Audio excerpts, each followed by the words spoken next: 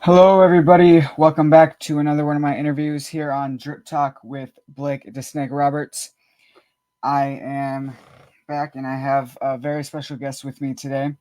He is on for a second time. I had him on a while back, and he is a former pro wrestler, promoter.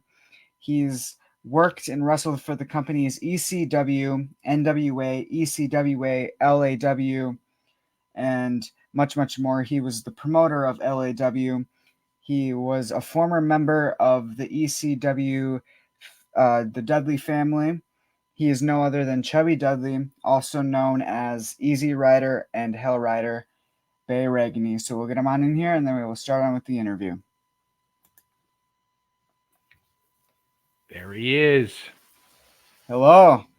What's up, stranger? What's up? You're too low key tonight. Come on, turn it up a notch, Blake. I'm back. Let's have some fun. All right, yeah. You're back, and what have you been up to since our last talk? It's been quite a while. Probably about 60, 70 pounds.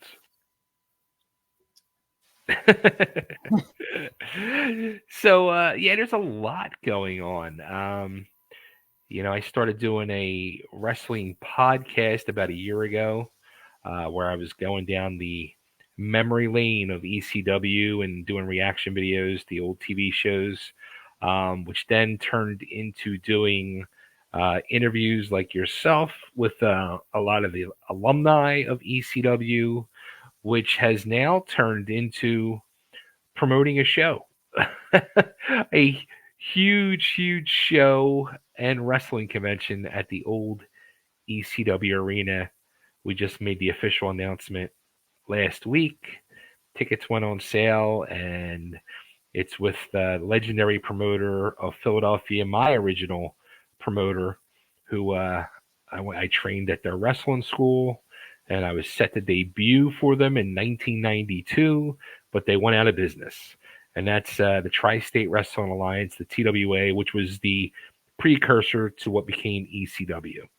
So Joel Goodhart, who I've been in contact with and friends with for many years, he reached out to me back in April or May, and I started this petition for this banner to get a banner raised at the ECW arena for Joel, as well as four of the main wrestlers who, in my opinion, put hardcore wrestling on the map in Philadelphia and made it, a legendary thing, to which brought the Extreme Era, the Attitude Era, and that's Johnny Hotbody and Tony Stetson, who had this tremendous bloodbath feud for a couple years, as well as Larry Winters, who was my original wrestling teacher, and Mad Dog DC Drake. So we started with this banner camp, and then Joel called me up and said, "I want to do a show." So we have been putting this show together for 4 months now, and tickets are now officially on sale. May 3rd at the 2300 Arena in South Philadelphia, from noon to 3:30. We are going to be doing WrestleCon, and you're going to have tons of stars of yesterday and today of the world of professional wrestling and the Tri-State Wrestling Alliance. And then that night, we are doing the TWA One and Done show. That's it. We're going to do a true final farewell to the Tri-State Wrestling Alliance. Joel will say his goodbye to the wrestling world. But also during that day, I mean, it's going to be a crazy day. Joel has been working on his autobiography, so he's going to release his book that day. And also, too, there's going to be a documentary about Joel. So we actually start filming the documentary in 2 weeks. I'm going up to Philly for the start of the filming and a meeting we're having. And the end filming of the documentary, the whole culmination of the documentary is going to be that whole day and night. So if you want to come be in the documentary, go buy your tickets.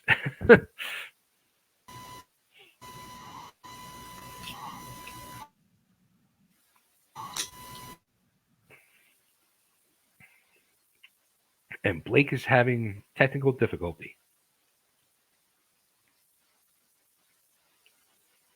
So I'm going to take over Drip Talk, and I'm going to talk to myself while Blake gets this stuff straightened out. Right?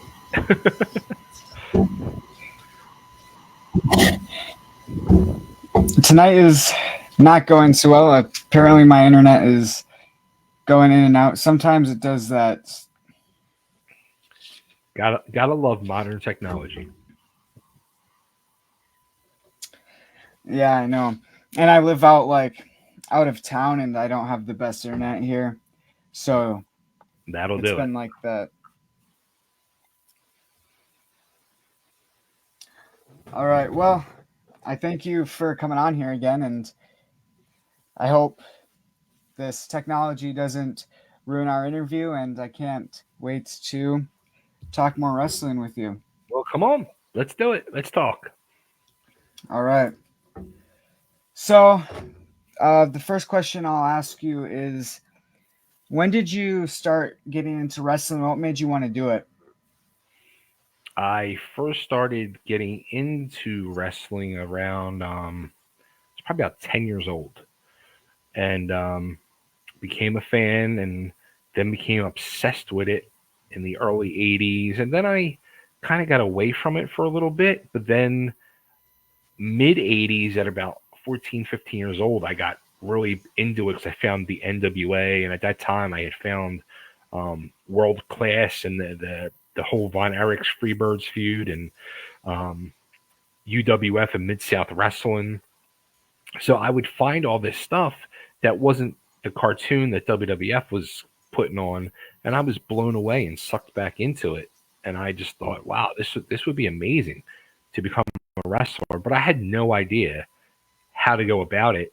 And then I saw it was on the old Phil Donahue show, Bam Bam Bigelow, with Larry Sharp from the Monster Factory, talking about their wrestling school in South Jersey, which was like 45 minutes from me. I was like, oh my god! So when I about 20 years old, when I finally decided I want to try this, I called up Larry and I talked to Larry, and then I ended up finding out about Joel Goodhart and the Tri-State Wrestling Alliance, and that sounded more my speed, um, more interesting, and the talent roster. And then I was doing my research, and then I was seeing them in the magazines like crazy. I was like, oh, this is it. This is where I want to go. So I joined Ringmasters Wrestling School in September of 1990. Nice. And those, who were like some of your inspirations to get into wrestling? My first true favorite wrestler was Adrian Adonis when he was doing the biker gimmick. Um, so when and my first gimmick was a biker gimmick, so it was Yeah. modeled after Adrian Adonis. I would wear the jacket and the hat with like Adrian. Later on, it was naturally Flair, Dusty Rhodes, um, Cactus Jack, Eddie Gilbert, guys like that. Gorgeous Jimmy Garvin was a big one too. Yeah, those are great. Definitely like a lot of people's favorites as kids, like Ric Flair, and you know, so. Do you watch the business still nowadays? If so, who are some of your favorite wrestlers to watch? I When I got out of the business in the early 2000s, about 2002, I pretty much stopped watching. And I just recently, about a year ago, started watching the WWE PLEs. Um, and I'm enjoying them. I like them. I think they're great shows. I have not watched a Raw or SmackDown or anything. I haven't watched. I saw like a snippet of AEW one night. I was in a bar having dinner, and they had it on TV, and I watched like a half hour of it, and I was like, "Eek, this is not good." Um, so I'm waiting. We'll see. Once WWE makes that jump to Netflix in a few months, then I'll start watching Raw, and then have a better idea of what is really going on. But I mean, I am very happy with what they do on the PLEs. I'm very happy. Definitely. Yeah, I can't wait for it to go to Netflix either because they won't have it rated. It will be kind of whatever, and then they can I say, want to do, see how they're going to push the envelope because they have to. You have yeah, no censor, no rating. I want to see it. They're going to start cursing, and they're probably going to get more violent. So I'm going to see how much they really push the envelope. yeah, I can't wait either. Because I recently just got Netflix again because I didn't have it for like the longest while, and I finally got it again. Not because of Raw, but because a family member, we got this TV and it was on there, so it came at the right time, and I can't There you wait to go. watch Raw on Netflix. Perfect, So, perfect timing. yep. Who are some of the wrestlers that helped you get into the business? Um, the one who truly helped get me into the business was the Rock and Rebel. He used to work with my brother-in-law, and that's how I found out about Joel Goodhart and the TWA. And he was the one that set up my tryout for Joel, and he was the one that got me in the business. And then when I was promoting, we did a lot of work together. He helped me with promotions and stuff like that. Nice, yeah. Is there anyone that you would say inspired you family wise to get into the business? Did anybody watch wrestling as a kid and you were watching it with them or anything like that? My uncle was the one who got me originally into it when I was 10 years old. I never watched at home. Um, my father passed away when I was very young, and we used to go and spend weekends from time to time at my aunt and uncle's house. And one night, me and my cousin, who's 2 years younger than me, we were sitting in the kitchen, probably reading comic books or drawing or something like we used to do at that time. And I heard my uncle hollering at the TV, and I would be like, "What the hell's going on in there?" So I went out to go see what the hell he was hollering at, and I see these guys it was the Moondogs acting like dogs, barking, chewing on a bone, and I was like, "What in heaven's name is this?" Like I was completely sucked in. I couldn't believe what I was seeing. So that moment on, I was like, "Oh, I gotta watch this crazy stuff that he's screaming at the TV," and that's how I got into the business. Nice. Yeah. I bet you were wondering like what the heck? For the first time seeing it, like Yeah, I guys was. chewing on bones and stuff like Yeah, I never saw anything like that. I was like, "What is this craziness?" I couldn't believe what I was seeing. right. Who would you say has been like the stiffest wrestler you've gone in the ring with in your career? Cousin Luke, Oh, cousin Luke. It felt like getting hit by a freight train. wow. Well, Everything he did was stiff. yeah, that was the cousin Luke that was part of the Hillbilly Jim's Yeah. team in WWF. Yep. Yeah. What was he like as just a guy backstage? What was he like? He was fine. He was nice. He just worked stiff. That's how he worked. Yeah. And that was even still before like the extreme era.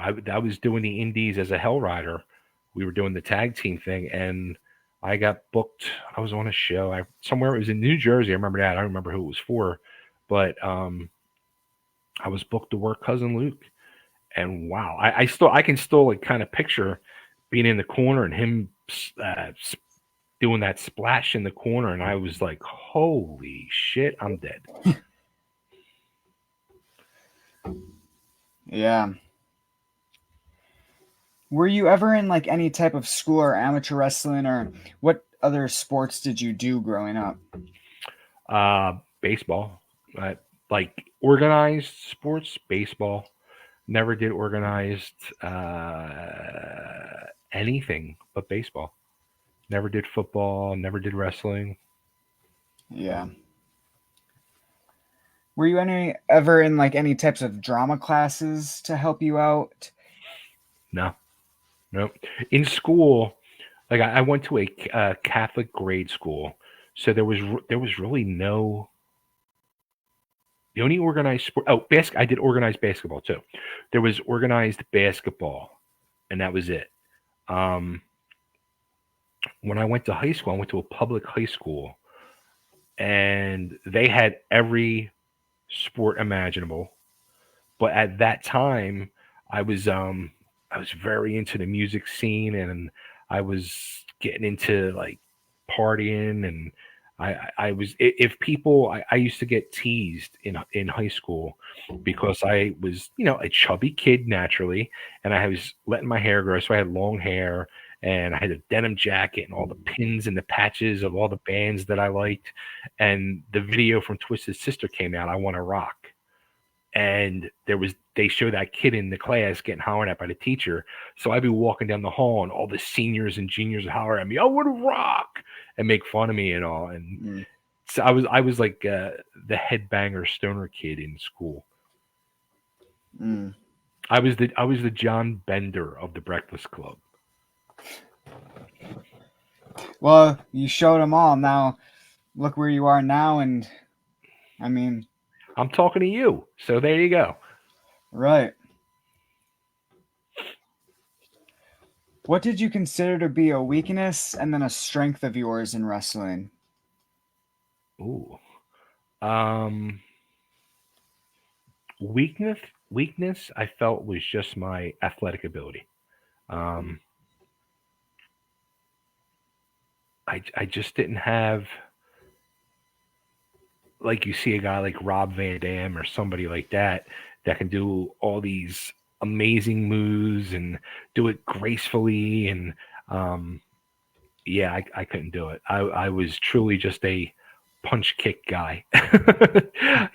Punch Yeah, kick, hardcore match type guy, tables, chairs, etc. My strength, I truly found out, um, was more behind the scenes and doing creative and booking. I felt was always my true calling for wrestling. right. Somebody asked, what positions did you play in both? I think they're talking about your sports that you did in school. Oh, basketball. It was just any position, wherever the Right. coach, anywhere the coach told you, but not center. Um, and baseball, I played first base, third base, outfield. Nice. Yeah. Yeah, I've played both of those sports. I mean, I've almost played like every sport, and I wasn't good at any of them. I've also tried like amateur wrestling. I didn't do good in that. See, I'm that just, shocked me because you're you have more of an athletic build to you. yeah. Yeah, it's just that I don't get like, I can't totally grip like the concept of what to do for the sport. Okay. Like for basketball, I didn't know. I knew how to shoot really well. I just didn't know where to go on the court. I didn't know where to go or anything. Hmm. Soccer, I did. That was when I was younger. I was just standing out in the field, staring out in space. um, Soccer's too much running around. and then I did try baseball. Um, I just didn't really like it, I don't think. It's boring. Yeah, and then amateur wrestling I did in fifth grade. It wasn't really like, I always lost every one of my matches because that was the first year I did it, but like I lost every single one of my matches unless I got like a forfeit, then I won. But that, and then afterwards I just didn't want to go back because I heard the trainers and stuff weren't that well. Mm. So I was thinking about maybe going back, but I'm in like 11th grade, so they said that they don't do training anymore when you go in high school for amateur wrestling. So I don't They know. expect you to pretty much at that point. Yeah. Yeah. Interesting. Is it hard traveling from show to show for you? And what is like the worst or best thing about traveling? Luckily, I didn't really travel too much or too far. Um,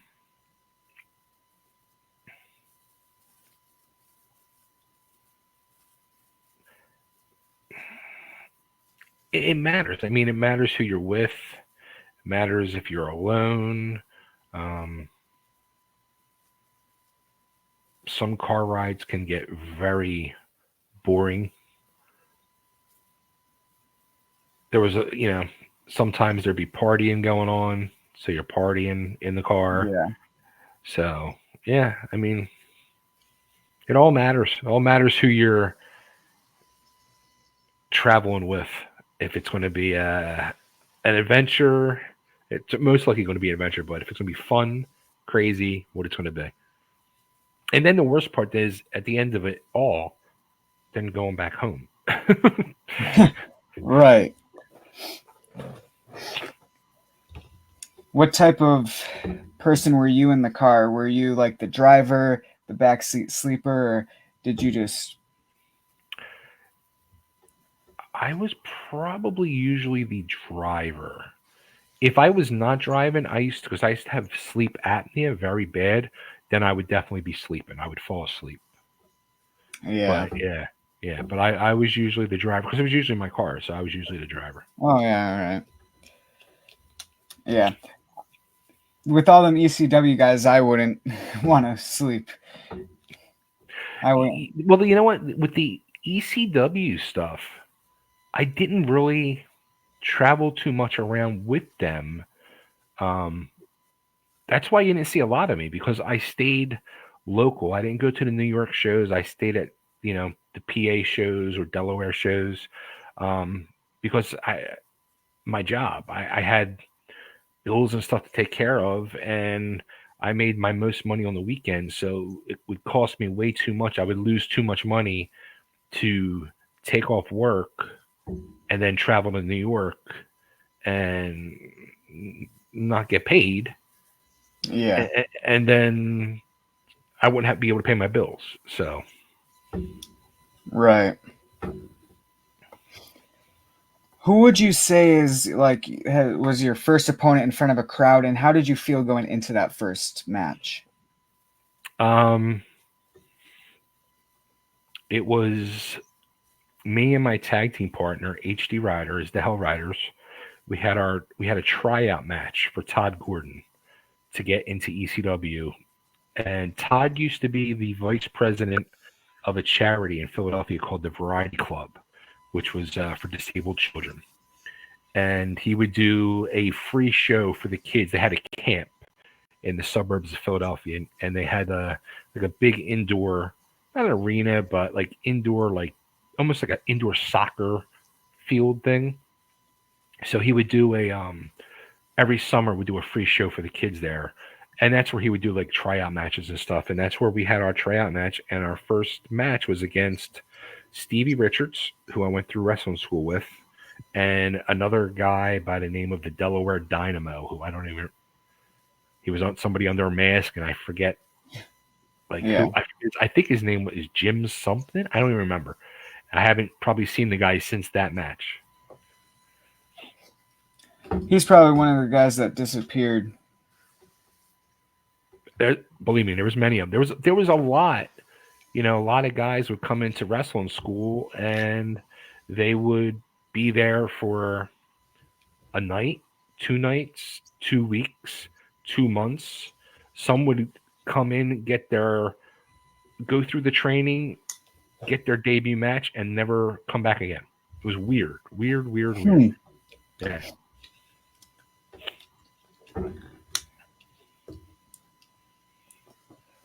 What outcome did you expect to see from the crowd in your first match? Well, we were heels, so we figured we would not be liked, and we weren't. The kids did not like us, so we did our job. Right, yeah. If you could go back in time and wrestle anyone that has passed away, who would that be? Ooh. Oh shit.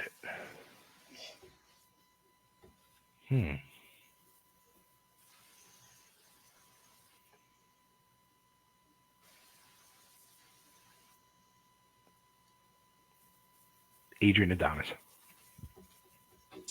Yeah, that'd be good. Adrian Adonis, like, I don't even know what it was about him that I liked, but I just really liked him when I was watching in the early 80s. Um, but I didn't really learn until I became a worker. And then when I went back in my early 20s and was after he had passed away, and I would get like, back in the tape trading days, I would get tapes of Adrian Adonis and watch his old matches. And I was blown away. Adrian Adonis does not get the credit that guy deserved because he was probably one of the best workers of all. He was a Flair quality worker, maybe even better than Flair. And he doesn't Wow. get his just due. People really need to take notice of what Adrian Adonis did. Yeah. It's sad that he passed away. I mean, you know. It's crazy, crazy story. I don't know if you watched his Dark Side of the Ring, but sad, very sad. Yeah, I didn't get to catch that. I don't really watch many of them documentaries or shows much of on like Peacock and stuff, but yeah. What did you think of Miss Linda, his valet? No, that was Adrian Street. Oh, that's right. Exotic Yes, Adrian yes, Street. that's right. Yeah, Yeah. I got this. I like Adrian Street a lot too. He was another guy who was an amazing worker and talent. I mean, that guy worked in the ring for over 50 years, and he actually, I don't have him no more, which sucks. But he used to have a business that he would make the tights for the wrestlers. And I remember, and he had a wrestling school too down in Florida. And I remember he would run ads in the wrestling magazines, Skull Crushers. I used to have a Skull Crusher shirt that I used to wear all the time. And he had made a pair of tights for me too when I was one of the Hell Riders. And you see them on the early ECW TV shows, the flame going down the side. Those were made by Adrian. Oh wow. Yeah. Interesting. Do you still have a lot of like your ring worn outfits from I have ECW and stuff? nothing. Or I have nothing. really? I I got divorced 5 years ago, and 90% of my belongings I had to leave behind. And yeah, I don't know what happened to them. Probably burned, either burned or thrown out. Probably. Dang, that sucks. Yeah. Who is someone you would like to wrestle and that you have wrestled before, such as like a rematch?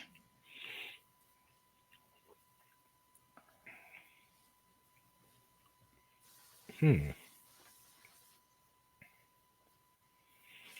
one person who I had tons of matches with, and we always had fun, and they were hardcore style matches. Frank Cody. Mm. Mm-hmm.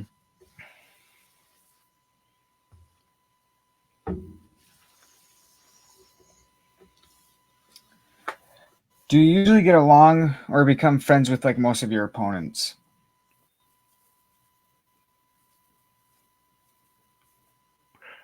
I pretty much have gotten along with everybody. I mean, I'm sure there's been some that maybe I didn't like, but I didn't show it, and probably vice versa. Um, but I never publicly didn't get along with anybody as a worker. As a promoter, Right. that was a different story. But as a worker, working the indies, yeah, no, got along with everybody. At least I tried to. I mean, in all reality, you really, I mean, you're taught you need to. It's part of the politics of the business. You want to have a good reputation to get work. I mean, from what I'm Right. hearing now, as I'm getting back involved a little bit just to do this show, I'm hearing from guys out that are still out there, and they're just, as one person referred to it, he said it's kind of like a prison playground now. He said it's very bad, and people don't know they don't understand the politics of the business, the respect of the business. It's a whole different world. So Right. If you could make a Survivor Series match, including you with four wrestlers from any era who are still alive to this day, who would you choose as partners? I get to pick three partners. Well, four, because it'd be like a five-man group. So it'd be So it's you. five. Okay. Yep. So I'm definitely going Bubba and Devon. How about Bubba, Devon?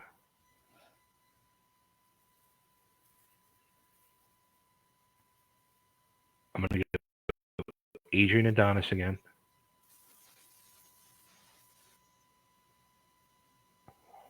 Ooh. Did I say Mick Foley? No, you didn't. Okay. Mick Foley, Adrian Adonis, Bubba, and Devon. That'd be great. Definitely with Bubba and Devon. You know, a little Dudley reunion there. So, Absolutely. Yeah, that would be nice. which you did just recently reunite with Devon at a show. How long has it been since you've seen Devon? 6 years. Oh wow, Yeah, yeah. wow, It was good. It was good. You know what? It was. I was booked on this sports collectible signing show here in Nashville, actually outside of Nashville, and 2 nights before the show, they announced Devon, and I texted him. I said, "Hey," and I sent him a screenshot. I said, "I'm booked on this same show," and he was like, "No shit, I'll see you this weekend." So yeah, when he got there, we talked a little bit throughout the first day, and we talked a little more the second day. Um, but each time, it was kind of very nice because it wasn't all about wrestling. The main thing he honestly really wanted to talk about was family, and um, he probably asked a half dozen times, like, "How are your daughters? How's your daughters doing?" And about my divorce and everything. Like he was genuinely caring about me and my family, and it was very nice. that's cool. Yeah.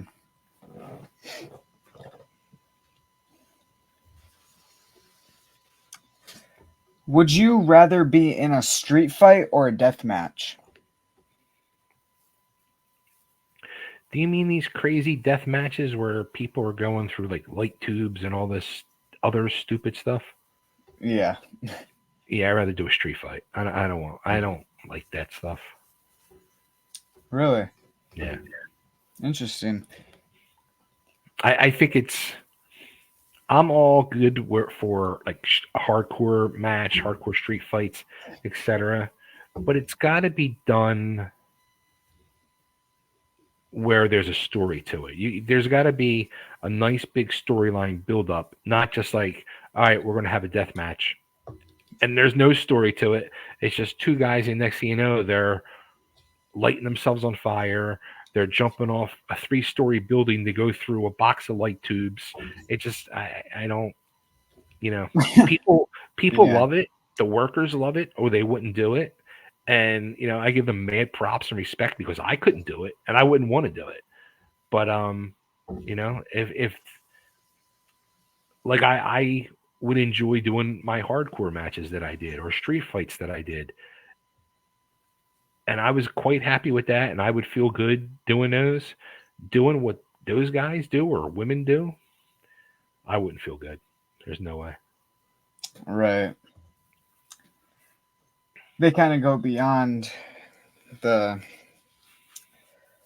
like point. And also too, like, and I don't know. I don't even know what people are getting paid on the indie scene now, but I know at one time because one of the guys I trained used to do that stuff, ended up doing that stuff, and I know he was getting like $75, and I'm like, dude, Oh, jeez. you're walking out of there. Your body's a bloody mess, and not just your head. Your body is a bloody mess, and you got $75. Okay. And not just that, you also like leave with permanent marks. Like you see some of those Yeah. deathmatch wrestlers that have like those permanent marks all over their back and body. Arms, back, head. Yeah. I mean, Yeah. look, if you're one of them, if you're a full-time professional guy who's doing that, it's a little different too because you're a full-time guy.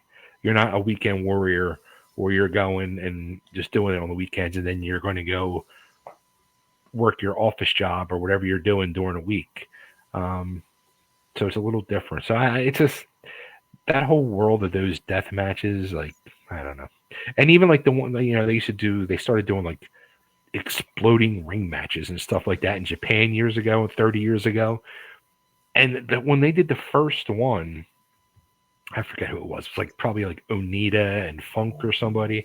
I remember I got the tape of it, all excited to watch it, and I was like, "What the hell was this? This was stupid." It was just like a puff of smoke. It was like, how are you can't do exploding ring matches? It just doesn't make sense. There's not going to be the ring's not going to blow up and people are going to go 20 feet in the air. It's just I don't know. That's me. Right. That's my opinion. It's not Blake's opinion or anybody else. That's my opinion. Right. What would you say has been like the most hardcore match you've been in? Um, ones I done with Frank Cody where we did hardcore street fight matches. Yeah. We used tables, chairs. We did use fire one match. I bulldogged him onto a flaming chair. That's what he wanted to do. That was the finish he wanted to do, and that's what we did. Yeah. And like Spike, he went through 2 flaming tables in ECW too. Were you there for that show? I was not.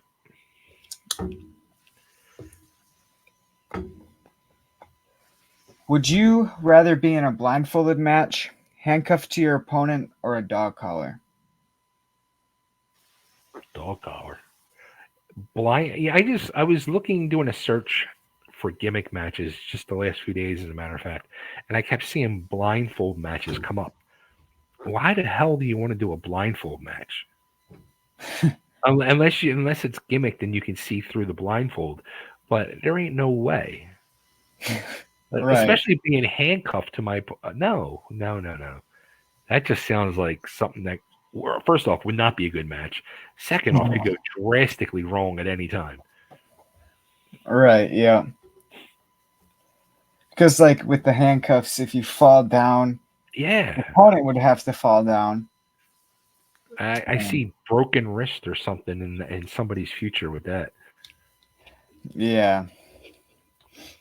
But also with the blindfolded match, the heels could also cheat and peek and like they can make it something like that the fans would love and like hate them, but make it so it's like kind of entertainable for them.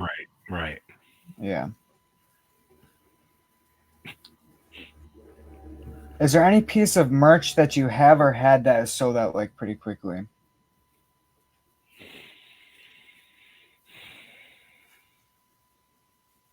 Yeah, I mean not like crazy quickly, no. Yeah. When did you begin doing merch? Actually, I never really did the merch thing. I have trading cards now, and I was going to do a pro wrestling tees thing, and I had a design guy, and he kind of went MIA. So I don't have a graphic guy. I just got a new guy that's going to be doing some work for me.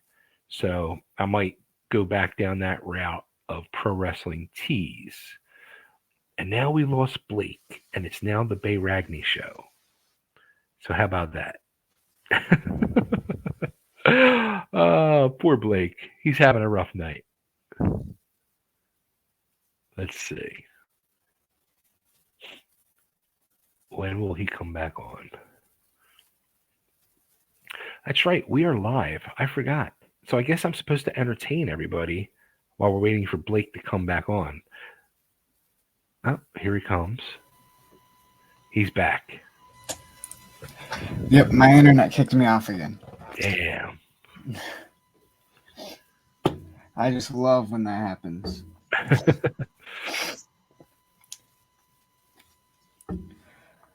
All right, so is there any time a fan has seen you in public and got like super surprised and or excited? Yes. Yeah. Man, actually, I mean, back in ECW days, it used to happen a lot. Yeah. Yeah. I used to deliver pizzas when I was doing ECW, and there was quite a few times where I was delivering pizzas and people were like, "Wait a minute." There was one time where I was delivering pizza and people were watching ECW and they were like, "Aren't you?" Yeah. Or again, it was during the ECW days, like when I had the long hair and all. I'd be walking through the mall or something, and people would stop me. Right. Do you get much noticed now? People are kind of shocked now when they like when I do these signings. Like people like look at my pictures and they're like looking at me and looking at the pictures. Like it's kind of hard for them to believe. That's why I have one that's got the then and now picture, so to put the two of them Yeah. together. Yeah. When did you cut your hair and what made you decide you wanted to cut your hair? I I started cutting it actually when I was in ECW. I cut it in '96. I had it real long, and I was just going through a lot mentally, and I was very just tired of the hair, and it was getting on my nerves, and I wanted this just a fresh start, and I was ready to cut it off. And my sister was actually she was a hairdresser, so she used to cut my hair, and I was also I was playing in a band. I was playing in this like punk metal band, and it was right. I was very into Nirvana at the time, so I was like, you know what? How about I just cut it like Kurt Cobain, like that bob, and I dyed it red. And you'll see, like my last couple appearances for ECW, I had it was fading and it like turned like an orange, but I had like the bob hair. Um, and then when I fully left ECW, I just cut it off real short. Yeah. So you played in a band. When was this? I played in the same band for 16 years. Really? Yeah, the Dead Gerber Babies. Wow. Yeah. Because I have a friend at school and he has autism, but me and him have been friends for years now. I'm in 11th. We're both in 11th grade. We've been friends since 8th grade. We've known of each other for a while since before 8th grade, but we just didn't like really become friends before that. But we both had the same interests in wrestling and in monster truck driving Hmm. and music. Okay. We liked all the three things. And in 5th grade, we had the same exact favorite wrestlers. Interesting. And it was crazy. And then I think, yeah, in our 8th grade, we met at a tech ed class and we talked and became friends. And since then, we have like our own figure federation that we do. Okay. And we just do that on a daily basis here and there. But he also, um, we talk about doing like band and stuff because he's big, huge into music.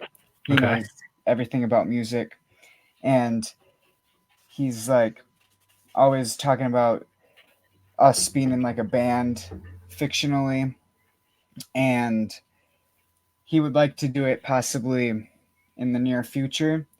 So yeah, Do you play anything?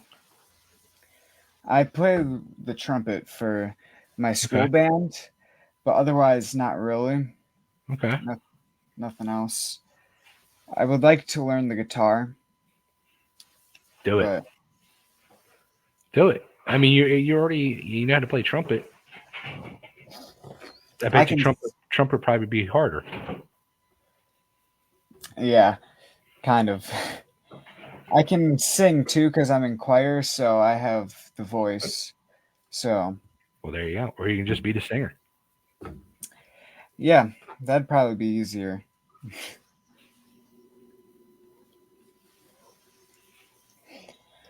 Who is your favorite horror character and favorite horror movie if you have one?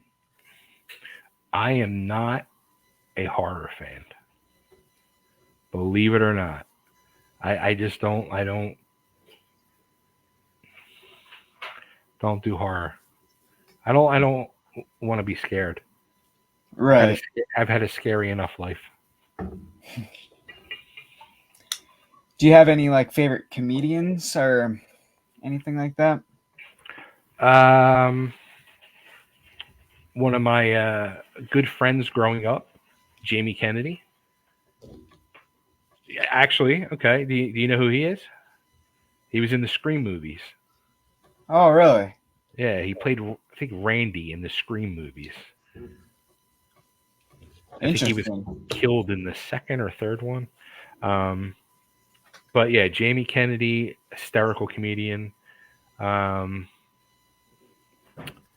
oh God, what is his name?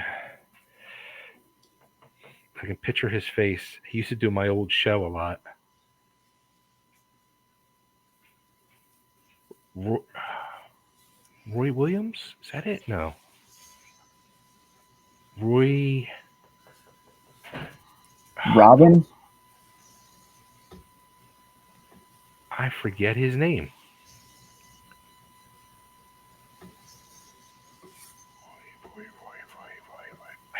I forget his name. Damn. I'm like so out of the loop on stuff. Like I don't even like watch TV or anything anymore. I just do the YouTube thing, whatever pops up. Right. Yeah, I don't really watch TV unless it's like wrestling. Yeah, like it just yeah. I'm just so out of the loop. When you get older, you end up being you work. So I work. Then I come home and I work. I have a business from home, so I work on that. So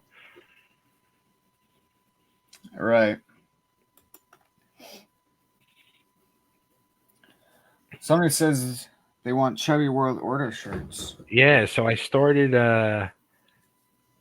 my Facebook page has been blowing up, and it's a really cool bunch of people, community supporters of me, that's been building tremendously, and they started saying a couple months ago, you're like, we need a name, we need a name, we need a name, and then it just hit me one day. I'm like, the Chubby World Order, why not? So I had one of the guys do up the CWO logo, and yeah, so now we have the Chubby World Order. So now everybody's been asking me for shirts now. Yeah, that would be cool. Yeah, And it makes a lot of sense. ECW, Blue World Order, you know? yeah, yeah, exactly. Sorry, Meanie, I stole one off you. I mean, there's so many people that have stole the WO, Oh yeah, like yeah. NWO, BWO type of name. What is generally your favorite music to listen to in your spare time? Um, it's usually '80s hard rock and metal, '80s hard rock and metal, '70s hard rock and metal, um, classic rock, Frank Sinatra, Dean Martin. Yeah. Motown, stuff like that. Right. I'm a big like fan of Kiss. Kiss is probably my all-time favorite band. Really. Yeah. Yeah, mine too. I got to see them in concert for their final tour they just did Hmm. in Wisconsin. Here, I seen them in tour. Nice. They came to Crandon. It was really cool to get to see them. It was just amazing to see all the stuff that they did, bleeding, Gene Simmons bleeding, and then Mhm. them getting rose up, specifically Eric Singer with the Yeah. piano. It was just amazing. I saw them play Philly from every year from 1984 up through end of the road tour. Wow. I saw them. I saw them play an acoustic show in New York City in the mid '90s. I saw them play a club show in Philly in the mid '90s in a small club that held like 500 people. I saw them play Dodger Stadium opening night of the Psycho Circus tour in '98. I saw them probably 20 something times. Wow.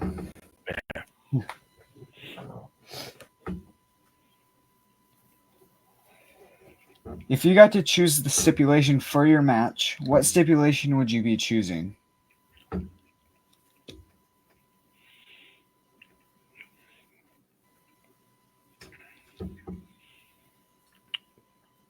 Probably the hardcore match. Pinfalls Yeah. anywhere in the building. Pinfalls anywhere in the building was always a fun one. Right. Then you could go anywhere, even outside Mhm. or, you know. What has been the funniest thing a fan has said to you before? Oh God.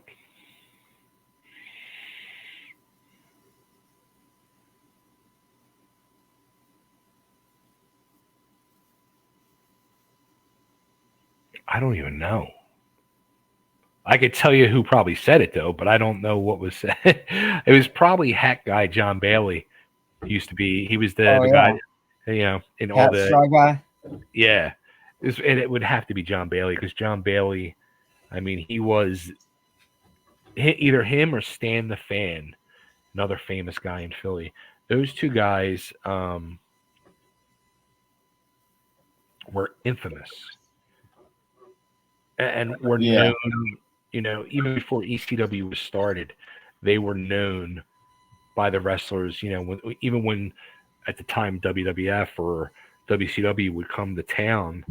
I remember before I started wrestling school in 1990, I was at a show for WCW, and Stan the Fan was hollering at Kevin Sullivan, and Kevin Sullivan turned around and said, "Aren't you just a fucking genius, Stan?" And I was like, "Oh my god!" Like he knows Stan the Fan. So yeah, I mean, those guys were famous even before ECW. So, and they gave the most heat to the workers. Right. Yeah, there's like a lot of like the famous fans, some, and yeah, I know of the ECW Straw Hat guy. He still does stuff for wrestling. I think he does managing now. Yeah, he does. That he does. Yeah. That's crazy. It's so funny. John Bailey, good dude. He's a very good dude. It's funny Yeah. because after those shows, everybody would go back to the hotel and hang out and drink and party, and um, John was like a very like nice, soft-spoken guy. He just became this character, the hat guy, the straw hat guy with the Hawaiian shirts. Him and his brother, and yeah, there was some good times, fun times. Definitely. Yeah. What has been the best fan compliment you have received, either at like a show or convention or anywhere? Well, it's a PG show, so I won't go there. But um, I will say, again, it goes back to guys like the hat guy. the McGee brothers, who are another um, Bob and Sarge McGee that were always in the front row as well. And Bob runs the website pwbts.com, pro wrestling behind the sheets.com. Those guys, we got to know these guys and become friends with these guys for many years.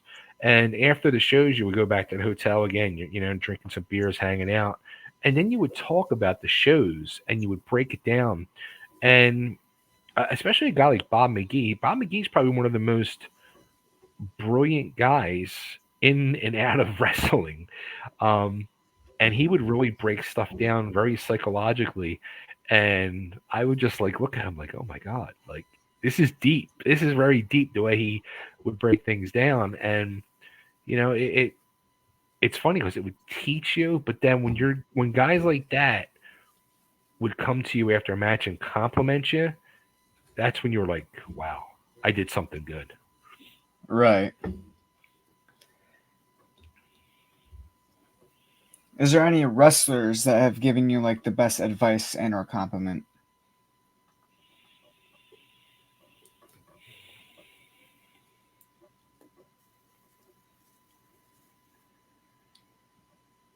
I mean, probably my main teachers, guys like Larry Winters and Johnny Hotbody, Tony Stetson, Jimmy Janetti, JT Smith, um, that helped train Steve Richards, guys like that who really helped me along the way, always had my back and supported me. Yeah.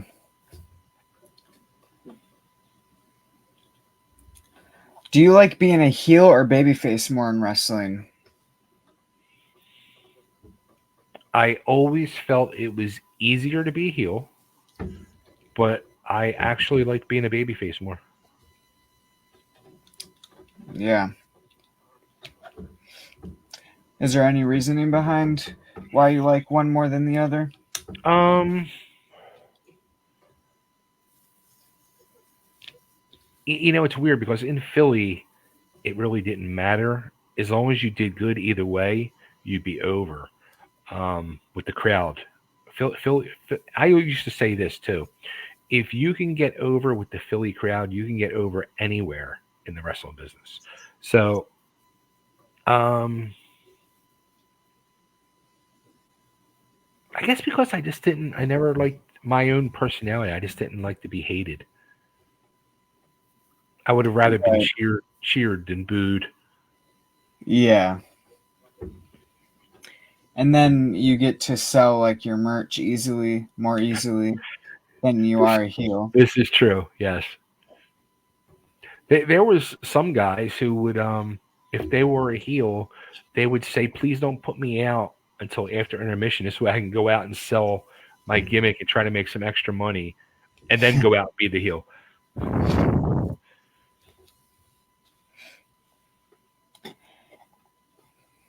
Yeah, I would want to be a heel if I got into the business because I just like my persona that I do just backs in my backyard and stuff. What I do, I'm a heel, and that's what I like to do. So It's fun. Don't get me wrong. It's fun.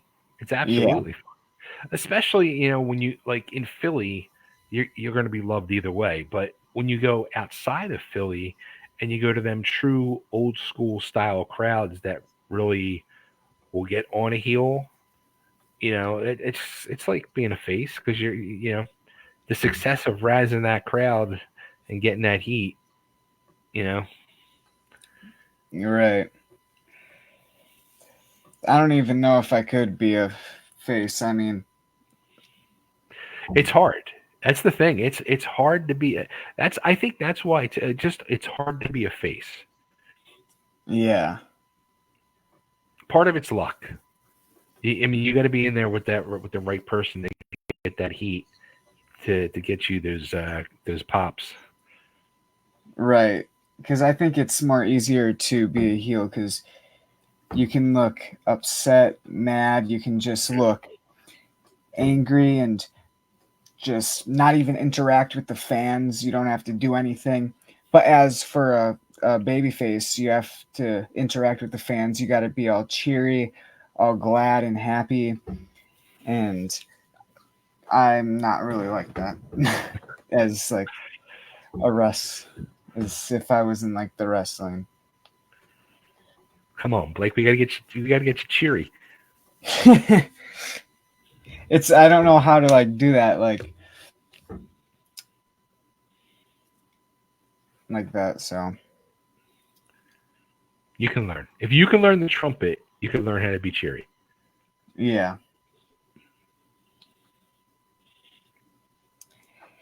Was there ever a time you have ever got kicked out of a wrestling show you were wrestling at?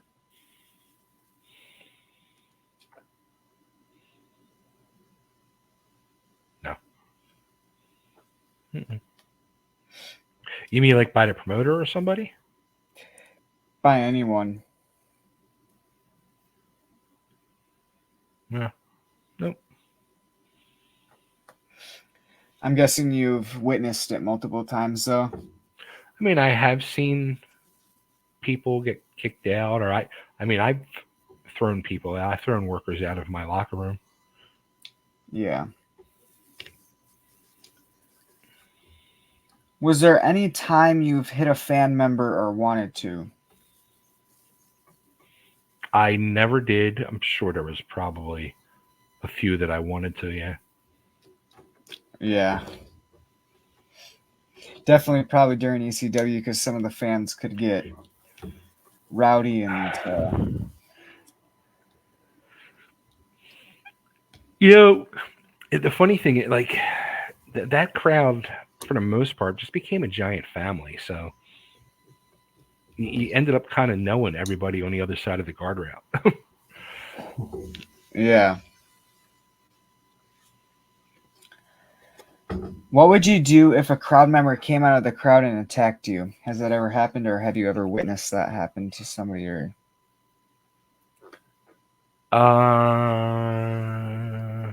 It's never happened to me.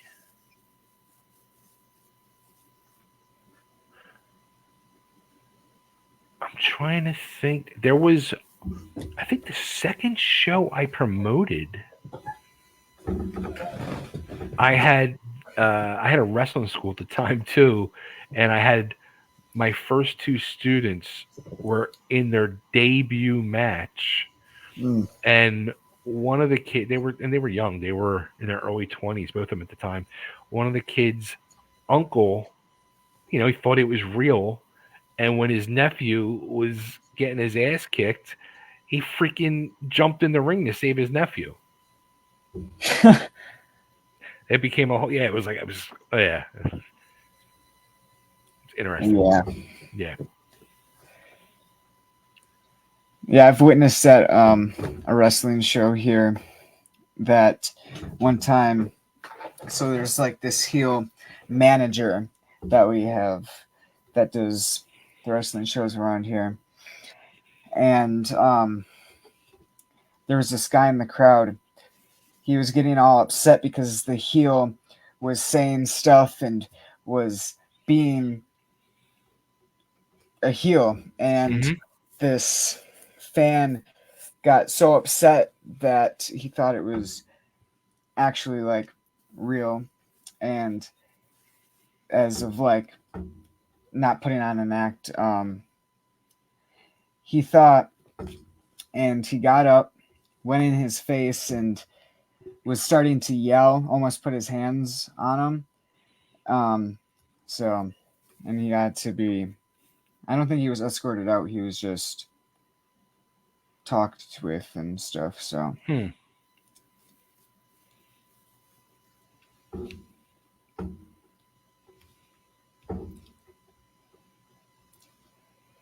if you could work for any company right now, not specifically as like a wrestler, but as like a backstage role or anything of the sorts, what company would that be? WWE. Yeah. Have you ever got offered to work for the WWE? Nah. Nope. I would have, or I'd like to be the one to go into AEW and give them some direction. and changed their whole world. Right. Yeah, Because Tony Khan. I feel like they need it badly. Yeah, Tony Khan is yeah, not good at all at booking. What has been out of all the companies you have wrestled for, what company would you say has been the most favorite? It's definitely ECW. Right. I mean, it's very when you experience something like that and um, that magnitude, that crowd, that it was such just magic, walking that aisle of that arena and being in that ring amongst that crowd of over 1,000 people of um, the best and smartest wrestling fans in the world. And then you go and work an indie show and you're then in front of 20, 30 people Yeah. with no TV, no nothing, and it's like wow, okay. It's very eye opening, and it's a different world, and you see and appreciate the genius and magic of what ECW was. Right. It's Mm-hmm. it's it's definitely kind of hard to not pick ECW. Right. Yep. How many times would you say you got to work in the 300 arena?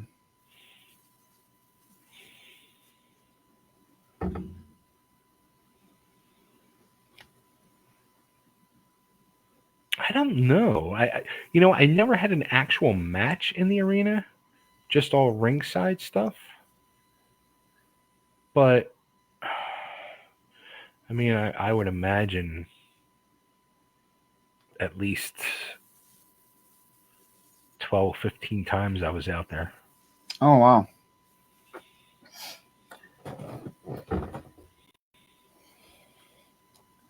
Would you rather join DX, NWO, APA, or BWO or FBI? Ooh. Out of all those, I thought DX was the best. But I am a full blooded Italian, so I'd probably be more suited for the FBI.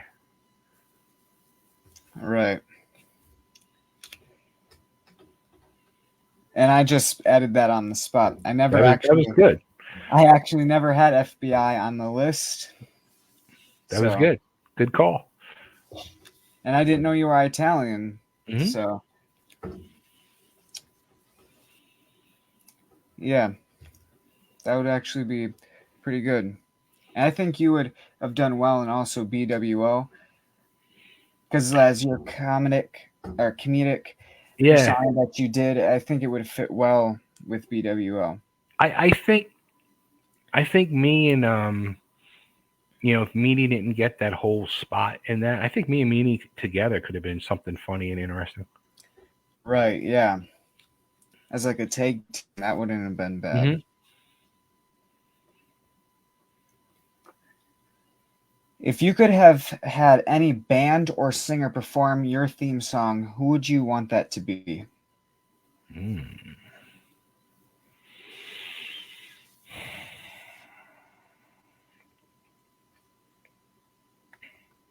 I'd have to say original ACDC with Bon Scott doing Highway to Hell. Right. That'd be awesome. I mean, that song, every time I hear that song, I'm instantly transcended into the ECW arena 1990s. So, Yeah. Casey Thompson just said ACDC the other night too when I was interviewing. He would like to have them perform his nice. theme song. What has been like the least favorite wrestling move to receive?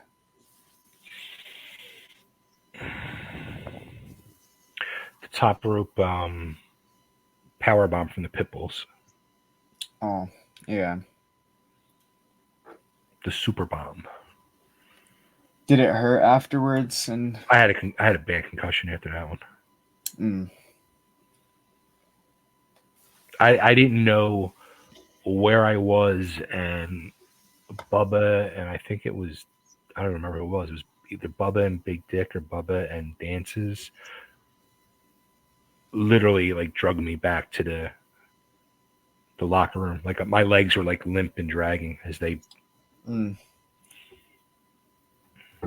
How long did you have to stay out after that? Um, the that was a Friday night, and the next day, I'll never forget. My niece got married the next day, so I was out until the next week. Oh, wow. What would you say has been the hardest move you have tried to do to an opponent before? Hmm.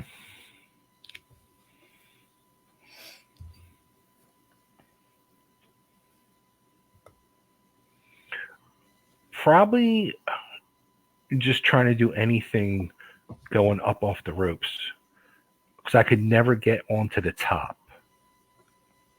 So any like I would start doing leg drops off the second rope and stuff like that. Right. How did you come up with your signature and finisher move? What made you decide to take those as your moves? I used to do a I didn't even have a name for it. It was just it was kind of like a reverse DDT. It was a standing bulldog.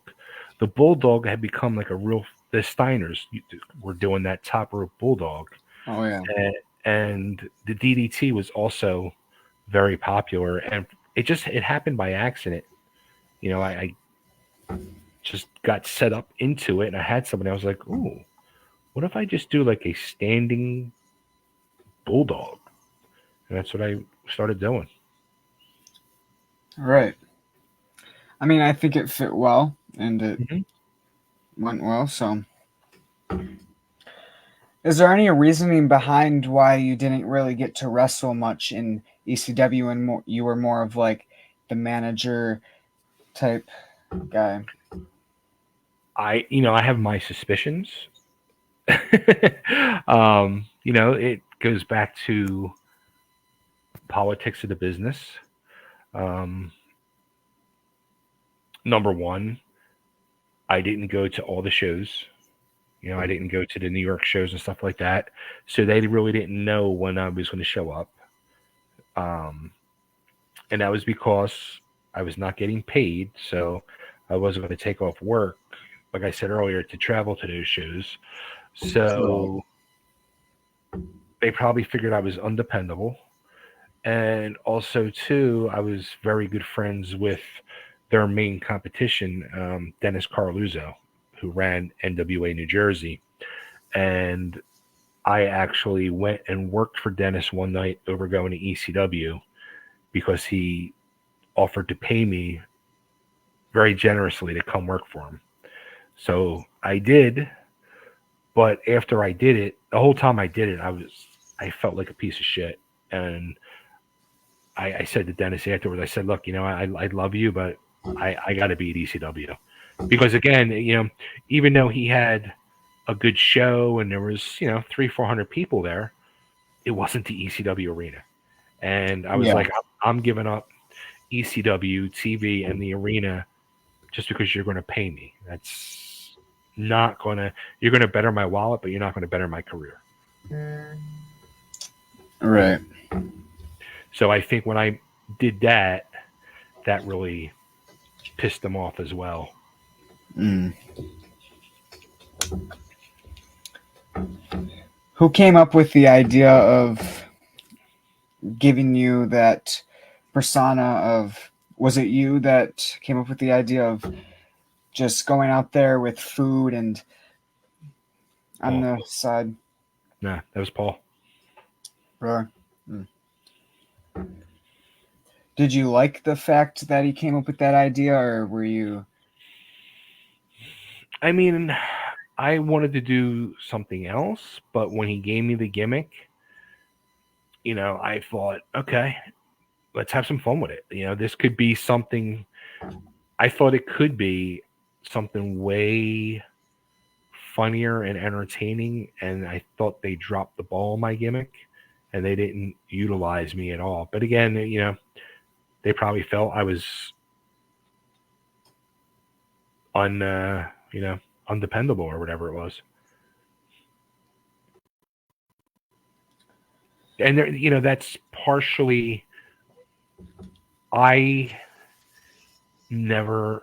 And what I should have did was what I would have done now is I would have went to Paul or Tommy or Taz and sat down with them and said, "Look, what do I need to do? What do you want from me? What do you need from me? What can I do?" But at that point, I was very intimidated um, by being there because a lot of these people I spent the last 10 years watching on TV and looking up to, and now I'm sharing a locker room with them. And I was just very, very intimidated. And I also felt I was kind of alone. Like I didn't have, when I was in Tri State or the early ECW or my own Liberty All Star Wrestling, I had my close friends in the business with me. And then when I was in Extreme, I was kind of like on an island alone. I didn't have people around me who I felt had my back. Right. Did you like Paul Heyman or Oh yeah. Todd Gordon more? Um, I knew Todd way more. I was very um blown away by Paul, by the way he worked and his um creative mind. And we're left alone again. It becomes the Bay Ragni show once again, where you might see Blake or you might not. Will he come back? Do I take over the show and just ramble and talk? Do I get off? What do I do? Here he comes. And he's back.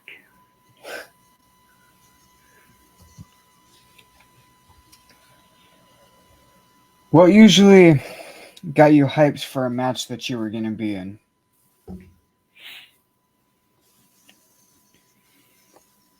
Mm, that's a good question. It would really, for me, 9 out of 10 times, it depended on the crowd. Right.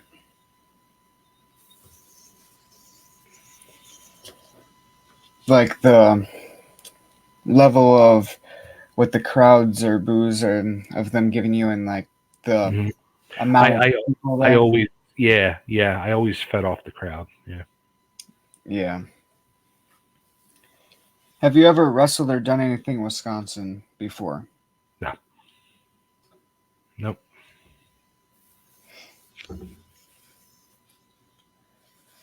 What was your favorite thing to do after all of like your matches or shows? Like, for example, in ECW, what did you like to do after you went to the back? And Um, After the show, go to the bar and party and look for women.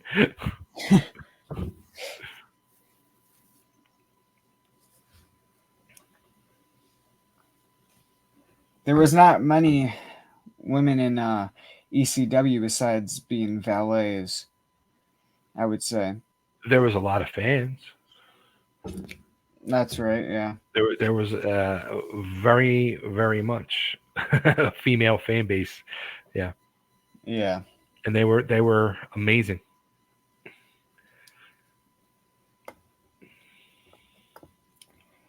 And I know. Did you know anything about, if you don't mind, Sharon, how did Big Dick Dudley and Electra meet? If you know any of that. Well, that I don't know. I don't know that at all. I didn't know much about. I didn't know much about any of them because they were all New York guys. So I really didn't know them until the whole Dudley thing. And the only time I would talk to them is when we were in the locker room or back at the hotel afterwards if we were partying together or whatever. Yeah, I actually didn't know that they were together for a little while until not that while ago. Hmm.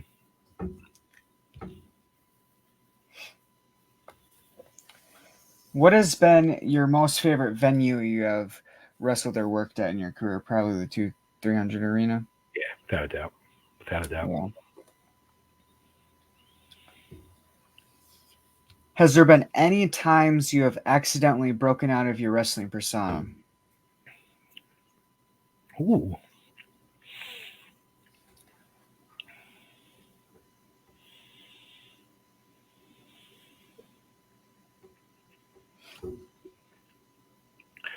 Maybe just for like a quick second, if like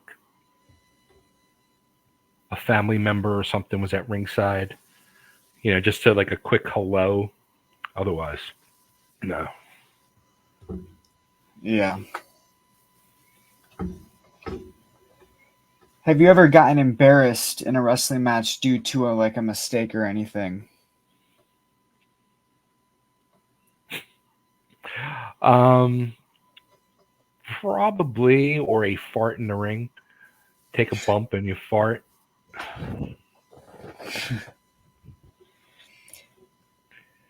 Yeah, that would suck. Yeah, yeah. At least the fans would most likely not be able to hear it. Or smell it. Right. But your opponent, that wouldn't be. Yeah, exactly. But at least, I mean, you may get an advantage on them because then, Yeah, I'm like, I could picture it happened a couple times, and they'd be like, "Brother, what did you eat?" Like, like, right. What has been like the most scariest or most dangerous incident that has happened in your wrestling career?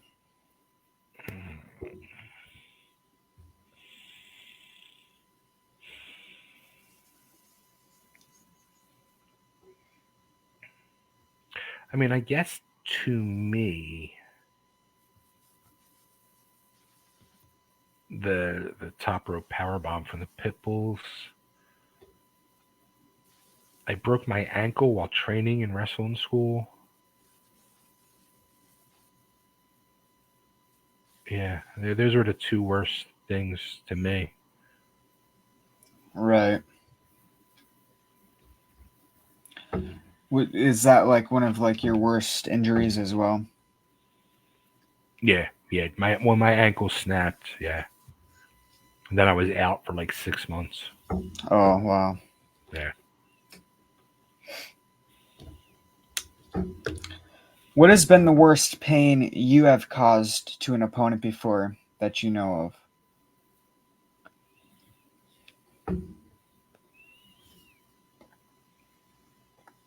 You know what? Nobody's ever said. I think I worked pretty smooth. I mean, if it was from me, it was probably maybe a chair shot or something. Right. If you got told back then you couldn't medically wrestle for the rest of your life, what would you do? Mm.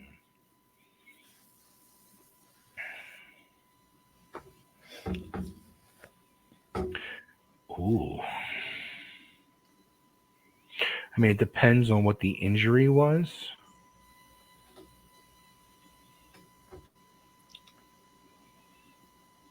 Depends on what the injury was. I mean, I would. Right. I mean, I would be devastated. Back then, was so in sucked into the business and just obsessed. That's all I thought about 24/7. Right. I mean, I know for ECW you did do most of like the ringside stuff. You didn't really get a lot of physical. So I mean, if you did that, I don't see, and not take any like bumps or anything physical. Well, actually, I took almost every show. I was taking some type of crazy chair shot, or you know, taking a top rope power bomb, or total elimination from the eliminators, or taking something from somebody. So, um, yeah, that was probably just as bad as working a full match. Oh, yeah.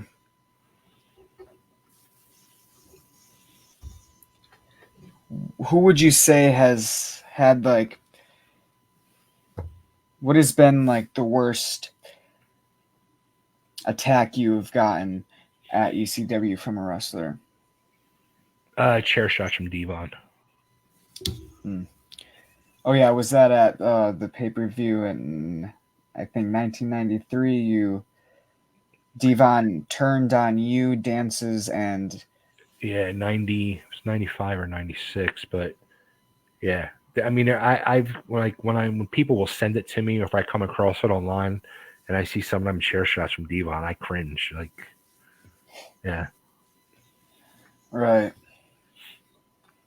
I mean, there's some other guys you probably definitely didn't want to get hit with by weapons because, like New Jack, because he was probably beyond. yeah.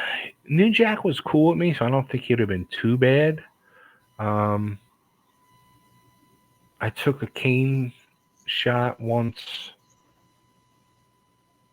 The cane more stung than the chair. Chair hurt. I mean, those chair shots hurt. I mean, I Yeah, remember taking one of them chair shots from Devon one time and laying in the ring and just saying to myself, "What am I doing? Like, there's got to be a better way to do this." right.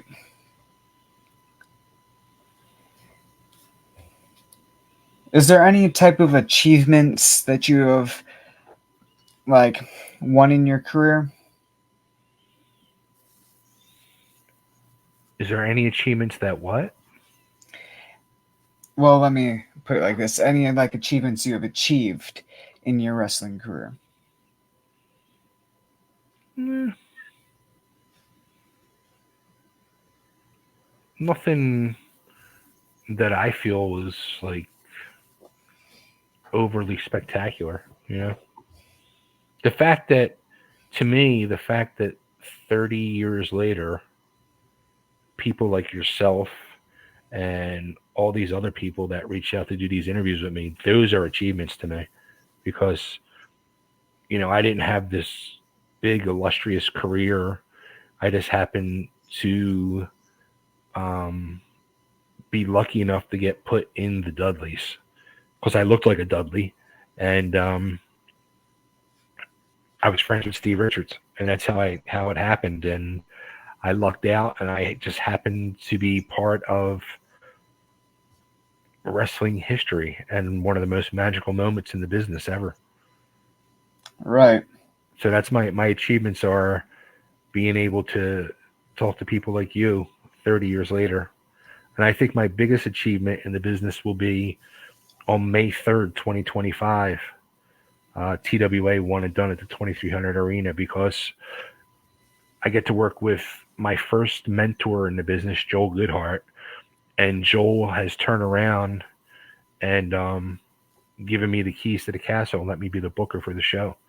So this is for both. This is everything's riding on my shoulders for both him and me. I feel like, and this is our swan song. It's a giant full circle for me because it's where I started and kind of like closing the door on the wrestling business for me besides doing podcasts and stuff. So yeah. Right. And such as that, how many talent have been announced for that event so far?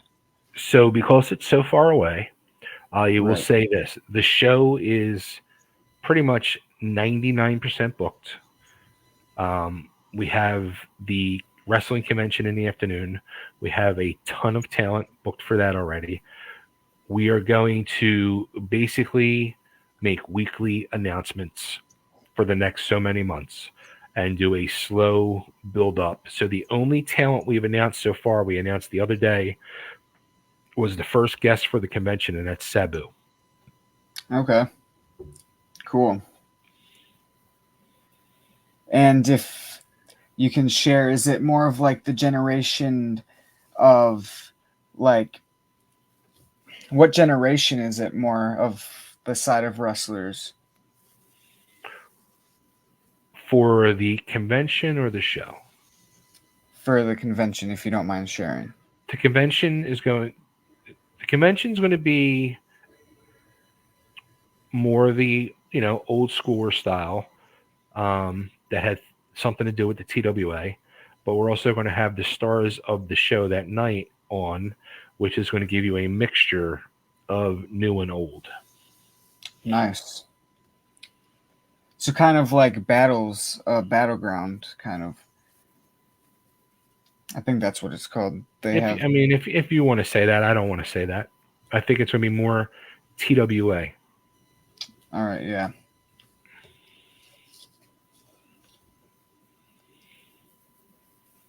Who are 5 wrestlers you would put into the WWE Hall of Fame that are not in there yet that you think deserve it? Mm,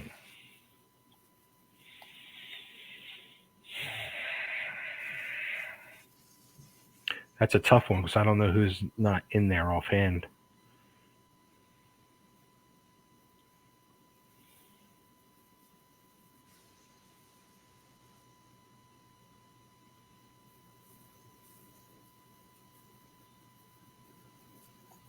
Yeah, that's a tough one. I would need a list in front of me to see Right. who's already in there. Yeah. I know Cindy Lauper should definitely be in there. Who I think, just my opinion, she's like way She, overdue. yeah, I could totally see that. I would totally support that. Absolutely. Yeah, because they've had like the celebrity wing. I feel Hmm. like she should have been the first ever celebrity winged Well, how about this? speaker. Why they have a Hall of Fame, but they don't have a Hall of Fame? You know what I mean? Like they have this fictitious Hall of Fame. What they should, this is again my opinion, what should be done. And I'm surprised they're not doing this. It's kind of stupid, actually.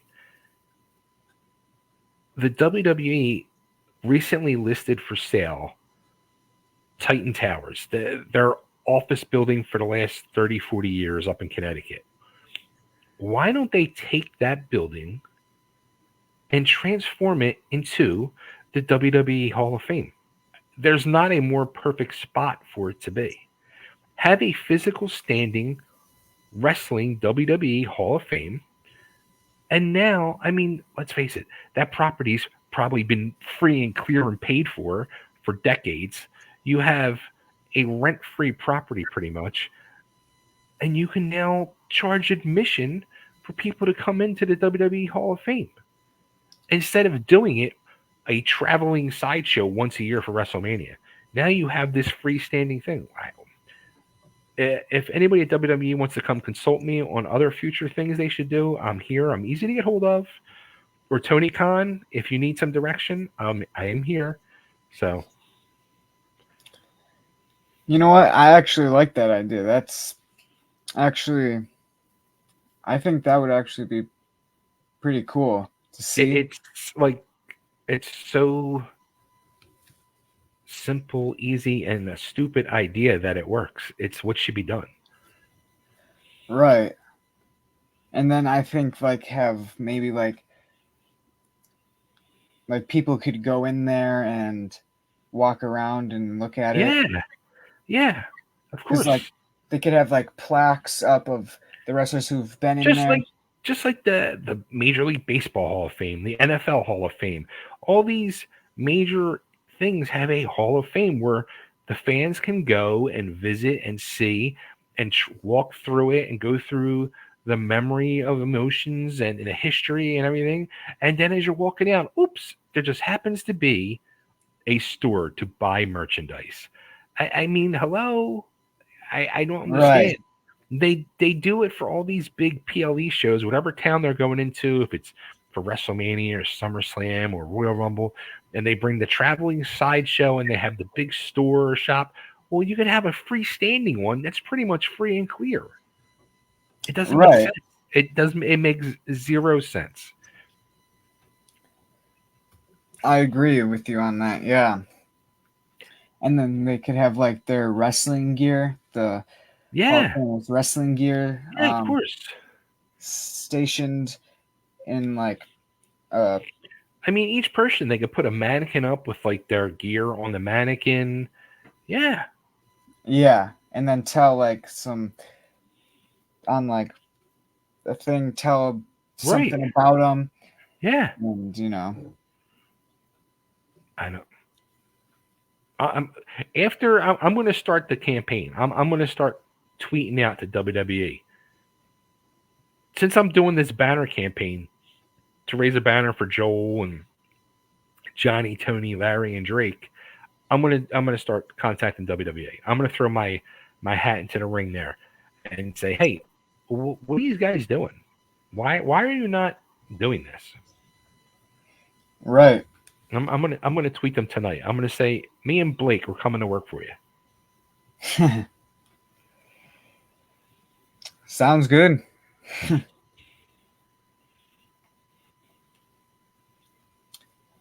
What made you, so you just mentioned the thing that you put up for Joel, Drake, um,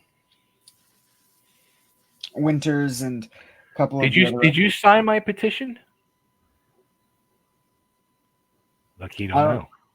I don't know if I signed it, but I did post about it or something. Well, you have this. I need 1,000 signatures to make this banner get raised up at the 2300 arena. I have 590. I need 1,000. So come on. Oh Every, wow. Okay. every signature counts. All right. Well, yeah, you're really close. So yeah. Yeah, yeah. And if you don't mind sharing on here, what is like the background of this, and what are you doing So it for? so basically, what happened was earlier this year, I was on a show like yours being interviewed, and the person was a huge fan of the old Tri-State Wrestling Alliance and Joel Goodhart. And I ended up just going on a tirade that I felt because if you go into 2300 Arena, they have, you know, dozen banners hanging from the ceiling, paying tribute and respect for a bunch of the amazing talent that were part of the history of that building. And I said they should raise a banner and pay tribute to these five guys. Did they make history in this building? No. But they made history in this city and they need to be shown respect. They laid the groundwork and the foundation of Philadelphia wrestling, of hardcore wrestling, and what became ECW. And if it wasn't for these five guys, we would have no Eastern Championship Wrestling. We'd have no Extreme Championship Wrestling. We wouldn't have had an Attitude Era. So these guys need to be shown a tribute and respect. So I started this petition and then I started contacting the arena about it. So in one of my things, because I was posting and posting and posting, I said, all right, I'm going to start this petition. And once I reach 1,000 signatures, then I'm going to approach the arena. Well, the arena, I got in touch with them and they said, well, if you can do it, come to us with 1,000 signatures and we'll hang the banner. So Nice. I'm at 590. So come on, get me to 591 and let's get to 1,000. I'll definitely do it.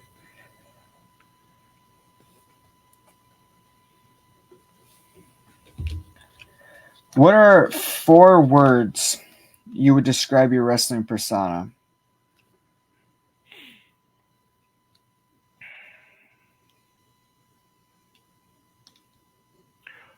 Underused,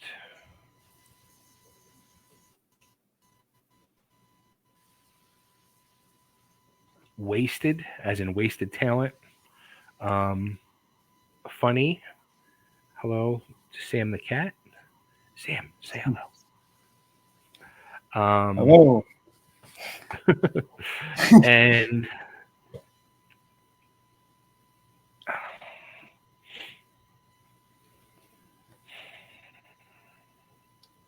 lazy, because ended up becoming lazy because I was so underused. yeah. What are 3 things that you would say annoy you the most in wrestling? Ooh. Um,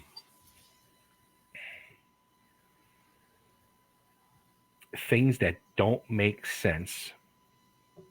Number one, I don't like I don't like phony anything, phony angles, phony gimmicks, phony anything. I just I want something that's going to be as realistic as possible and make sense to me. Like, in all honesty, and it works, but like, you currently have this whole angle with Dirty Dom and Liv and Rhea Ripley. Amazing, amazing angle going on. Amazing storyline being done.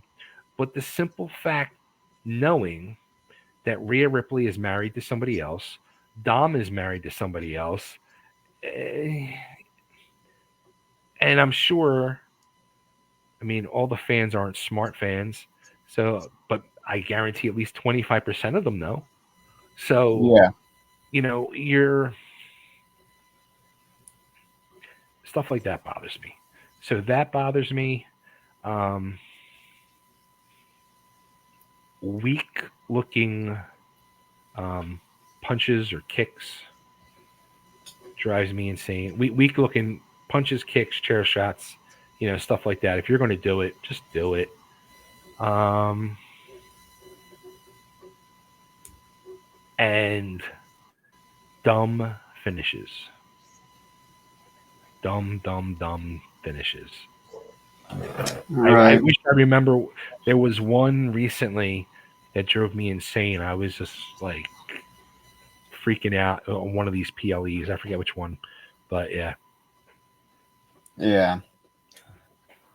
Yeah, I agree with you on the Dominic and Rhea type situation because Dominic kind of looks like he doesn't want to do like that type of. He looks embarrassed to Well, do.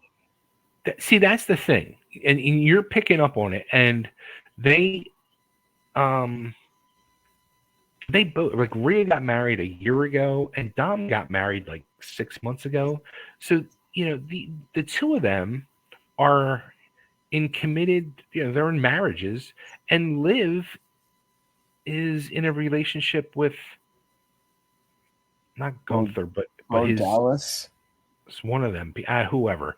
So you got these 3 people that are in the top major storyline of the company, and they're all either married or in committed relationships with people. And if you notice, again, you never see.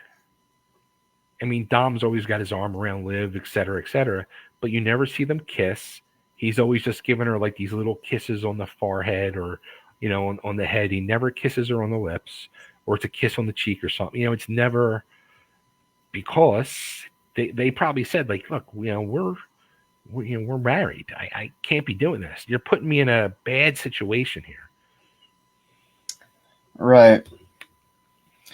And I know when I was watching it that one time, when Liv licked his side of his face, I seen Right. him. I seen him look away and wipe it off because he didn't like it. Yeah. I could tell. It's like he's uncomfortable Sure. what I he's. mean, it's got to be tough because now I don't know if he has kids or anything, but you're in this new marriage now, and I'm sure his wife's not happy about it. You know, Hmm. you're going on. I mean, let's face it, WWE. I've been saying this the last month or two is probably the biggest entertainment company in the world right now. I mean, they're at their all-time high and peak, and you got so many millions of people watching this product around the world, and they're seeing Dom with Liv fighting with his ex Rhea. Meanwhile, his wife's at home watching this on TV. You Right. know, so it's kind of a sticky situation, and I feel bad for the three of them because they're all in relationships. It it's a it's a sticky slope, especially when you're in that situation. And in the old days, they would start making you travel together to to protect the gimmick and the storyline, and that's where things start happening between these people because they're together so much, and you know, just things take over. Right. Yeah. Somebody mentioned in the comments that they also made out during pay-per-view once too. Dominic and Liv. Did they? Ooh. Yeah.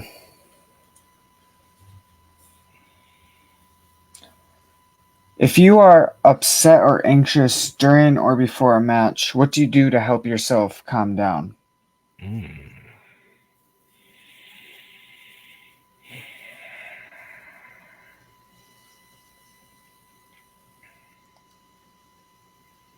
I used to just go with it. Yeah, just deal with it and go. There was one time I was angry and I took it out on the people in the ring. And, Mm. and it ended up it ended up being the match that made Todd Gordon take notice of me, and where he called me afterwards praising me, and wanted to book me on every show from here on out after that. Oh wow. And it was all because my opponents pissed me off, and I literally stiffed the living hell out of them in the ring. And it also was the match that got us over with the fans as well, because the fans knew, they could tell.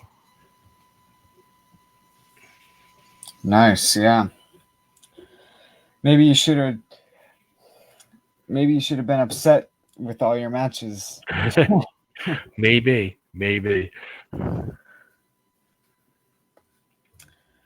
What are three things you would say you liked the most about wrestling?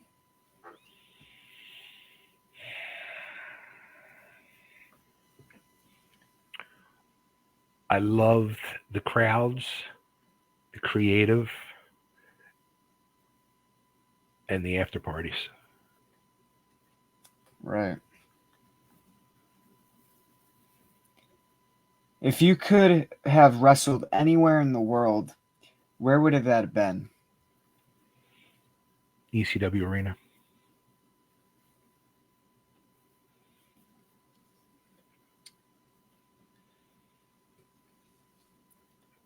I feel bad for people that didn't experience that arena in the 90s. Yeah. I could talk about it till I'm blue in the face, but talking about it and truly experiencing what went on in that building, Right. that that's why that shitty hellhole bingo hall on the corner of Swanson and Rittner in South Philly is something of legend around the world. Mm-hmm. And it's crazy how they're still doing like wrestling shows there and It's a wrestling events. completely different building now. I mean, what it is now, they've turned it into a true entertainment center. I mean, it's truly a building now that has been renovated, cleaned up, and given state of the art, um, you know, everything. It's Mm. got their own Titantron version, the rampway. Um, they have their own ring now, but they also now have a side area that's a bar area. They do concerts there. They do all different things. So, Mm. but it's that building is history. It's true history. Right. And ECW was like the first thing that started out there. Yes. Right. Yeah, it was a literally a warehouse that was a bingo hall. Like on Fridays and Saturday nights, they did bingo there, and the for people in the Philadelphia area that know what the Mummers are, the New Year's Day parade, the some of the local string bands would run it out and practice throughout the year in the because it was a giant open warehouse. Hmm. Interesting. What has been the best fan art you have received in your wrestling career, if you've received any? Um,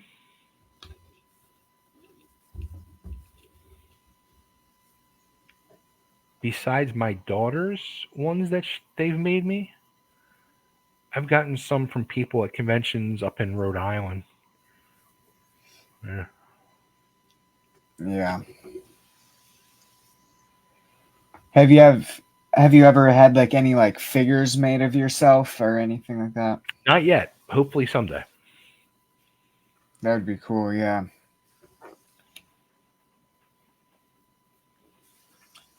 Which wrestler would you say has like the best wrestling gear ever, in your opinion? Mm.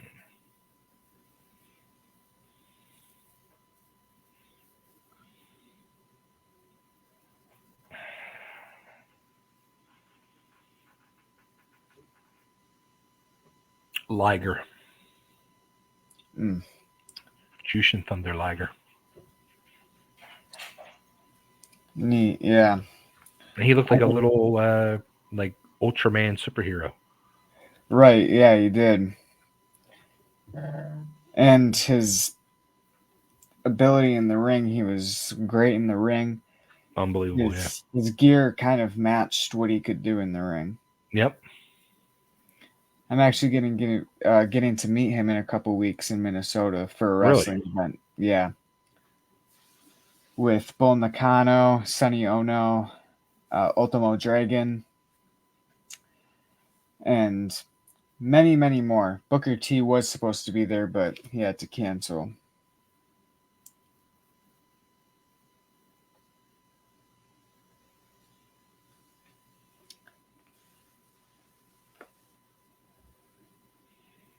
What is a number one unforgettable moment in your wrestling career that you'll like never forget?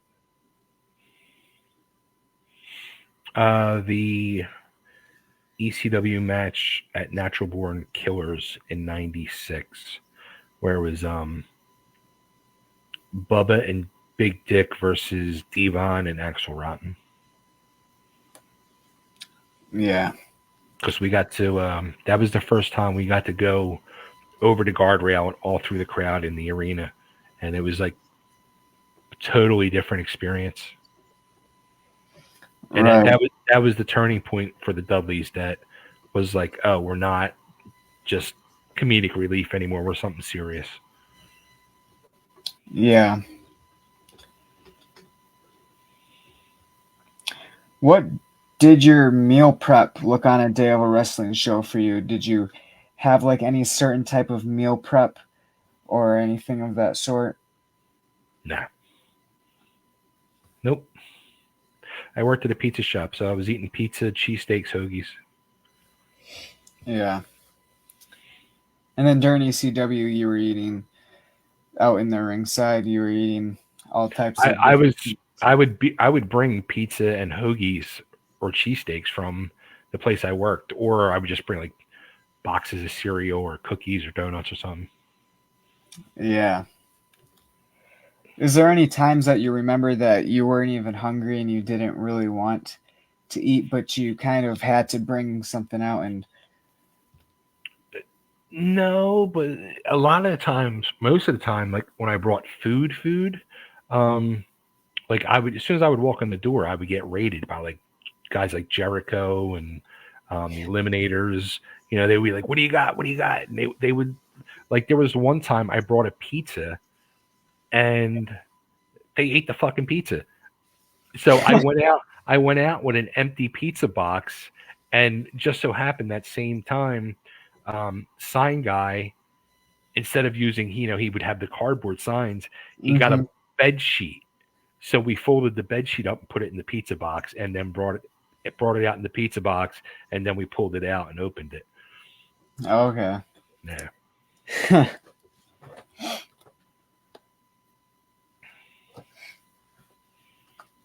That would suck to have everyone. You were kind of like their catering, I guess. Yeah, totally. Totally. What is your go-to beverage most of the time to keep you energized for a wrestling event?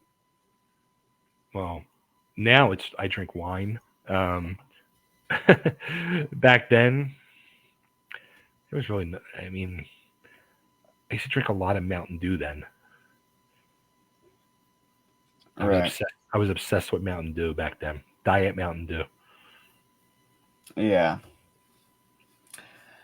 I get that all the time in school for lunch. That was my favorite soda. I don't drink soda no more. Yeah.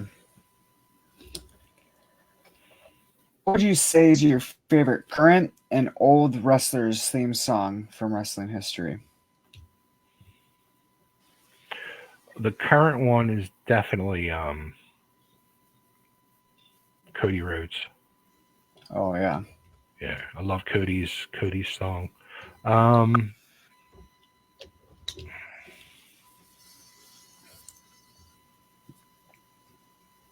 Triple H's might be the game for Motorhead. Great Yeah, one. that's a good one too, yeah.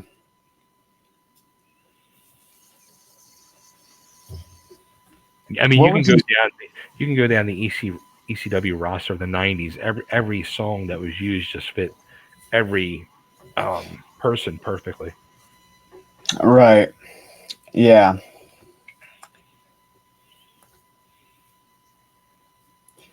Because I think they definitely choose like Sandman had Enter Sandman, which I Hmm. know of. That one probably has to be the best. I mean, Yeah. and his entrance is definitely the best.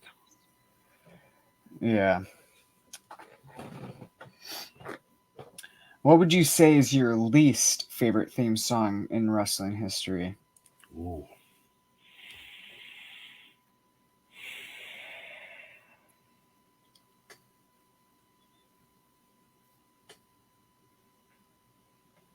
I mean, honestly, these current ones, so many of them, they all sound the same. These ones I'm hearing with everyone from WWE now has like this part where it's got to be like the crowd part. You know what I mean? Like to get them interacted, but some of them are just so annoying. Like the Seth Rollins one annoys me, and I love Seth Rollins, but his song annoys the hell out of me. Really? Yeah, I think it's cool. Like one part's cool, but then it gets annoying. Yeah. If you could go back and revisit any year of your wrestling career, what year would that be? 95, 95 probably.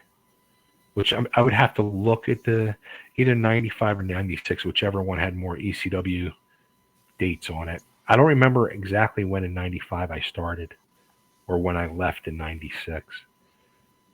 Right.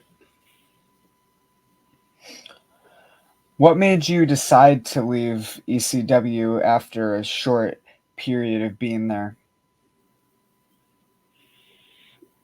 Um,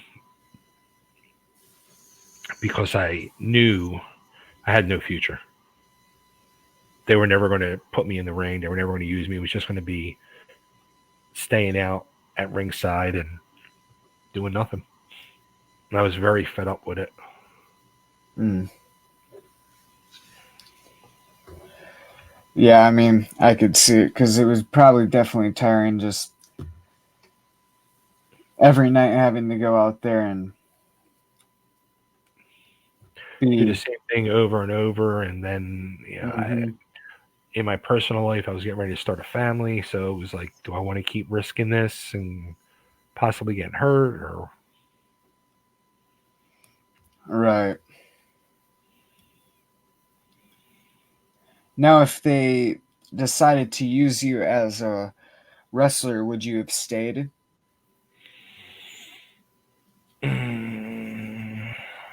I mean, probably. I think things would have been completely different. Right.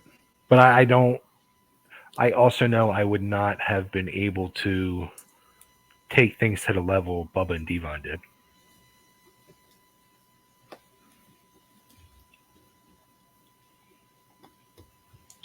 Or maybe I could have, and I'm selling myself short. I don't know, but I don't think I could have. I mean, you never know Yeah, because we didn't get to see like your full potential. right. If you could go back in time and tell your younger self something motivational towards becoming a wrestler, what would it be?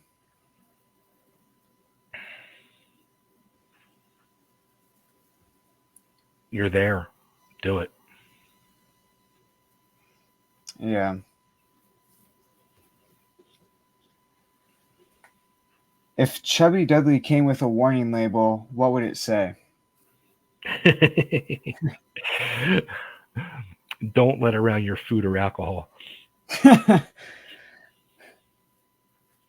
Oh, that's great.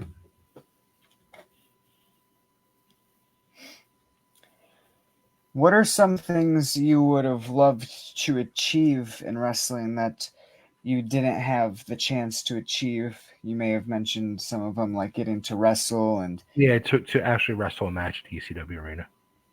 yeah. What is the first thing you thought about doing to your opponent as the match started?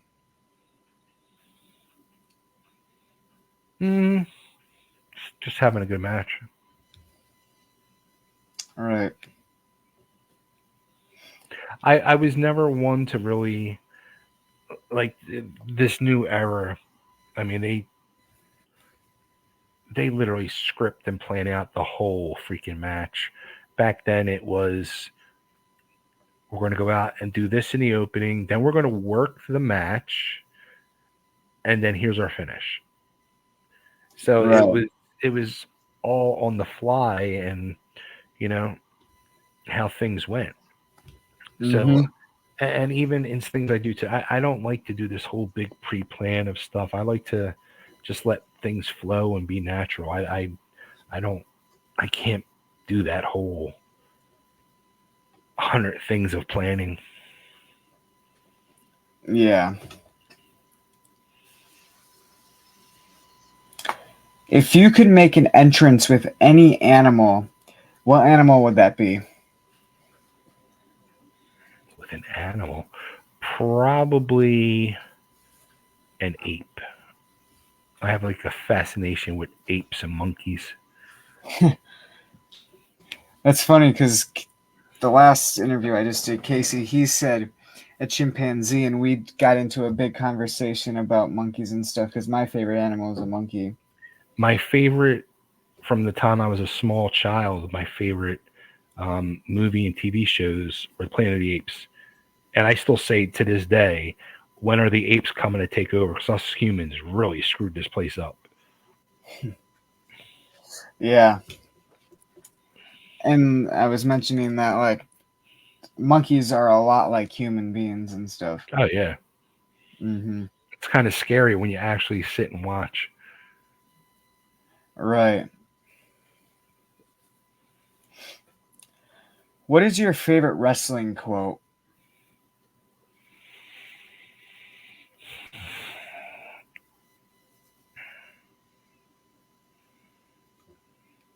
Probably something from Flair.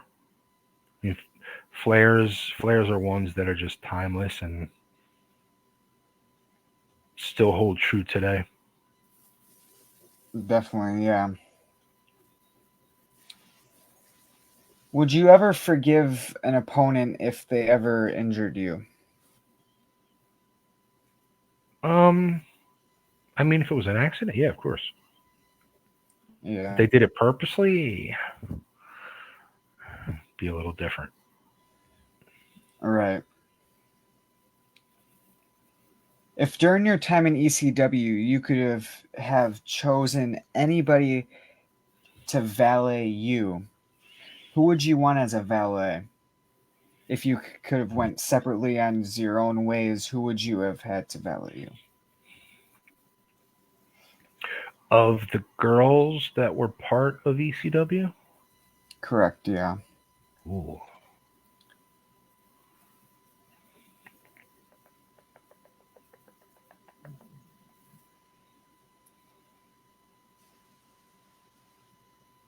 I would say probably Francine or Beulah. Yeah, those would be good. I mean, they were look, they were the two top. They were. I mean, Francine. It's funny because Francine, um, she went through the training at the ECW school, and they wouldn't use her. And one of the guys from the school that she trained with, he was working my shows, and he asked me to put her on. And she actually worked her first show for LAW, and then they came up with the angle to bring her in as Stevie Richards' girlfriend, and that's how Oh wow. they brought her in. But um, she, the thing that people have to respect with Francine is she she went through the training of the school, and people probably don't even realize that or know that she took her bumps as much as the guys did, and she worked her ass off, and she learned the fucking business. And she wasn't like, you know, um, a lot of girls in the business, and I'm not saying ECW, but a lot of girls in the business through the years where um, they were rats, and they slept their way through to get in the business and in the door and etc. And Francine never had to do that because she just busted her ass and did it. All right, yeah. She was like, I think, the best valet in ECW out of them all. And that's why she's the queen of extreme. She's the true queen. Yep. What would you say? What are your thoughts on like Angel Amoroso and Angel Orsini? As like they were not there for that long, but they were there as like just Ooh. background Angel valet. Orsini, honestly, I don't know her. Never met. Oh, really? She was the I, valet for the Pitbulls. not Angel Orsini. Well, she went under like Riptide and some other name. Yeah, I wasn't there when she was with them, so I Okay. never. Yeah, I never. I might have met her in passing on the indie scene, but never really saw her work or anything. So I really can't say anything about her. Angel Amoroso, I've known for many years. Um, yeah, I'll leave it at that. I mean, I don't. I personally, Yeah. I never had nothing against Angel, but I've seen some things recently. That's kind of like not cool. But I'm just going to say that, and I'll just leave it at that. She actually, Yeah. She did this show, right? Didn't you interview Angel? Yeah, I interviewed her when I was doing them on Instagram. Okay. Yeah, She was I was actually married to one of my best friends at one time. really. Yeah. Was it Paul Corbin? No. Yeah, yeah, I This was was. many years ago. Mm, yeah, I was thinking about bringing her back on at some point. How did you come up with your wrestling name, Chubby Dudley, and how did that come about? Paul. That was all Paul. Yeah. What about Hell Rider and Easy Rider? How did those names come about? Um, I was in wrestling school, and they decided to team me with my partner HD Rider, and they were throwing names around. And originally, they kept talking about the old song CC Rider, and then one of the guys, it was Hot Body and Stetson. They were throwing the names around, and ow, ow, ow, ow. Sam is like clawed into my neck. Um, yeah, then they were throwing the CC Rider song around. That's when they came up with, you know, your partner. Because my partner had a Harley, so they're like, he's HD Rider, and then you can be like Eat the Magazine Easy Rider, so you would be EZ Rider, and that's how it came about. Cool, yeah. And I don't even know how the name the Hell Riders came about. I think that might have been Jimmy Janetti who came up with that part of it. Right. When is the last time you've talked or communicated with HD Rider? Do you know any of his Actually, whereabouts? last last night. Really? Last night he had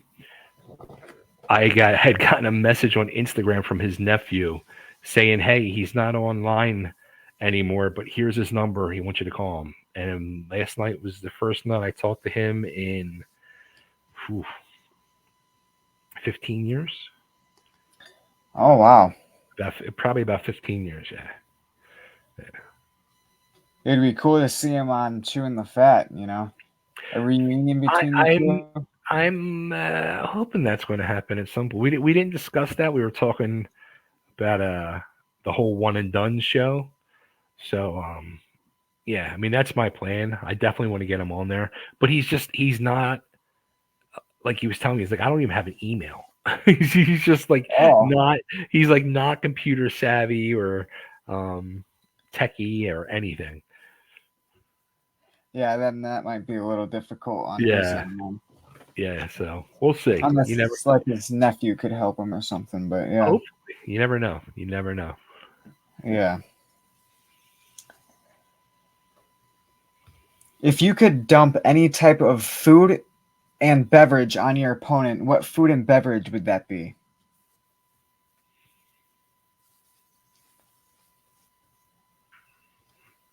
Mm,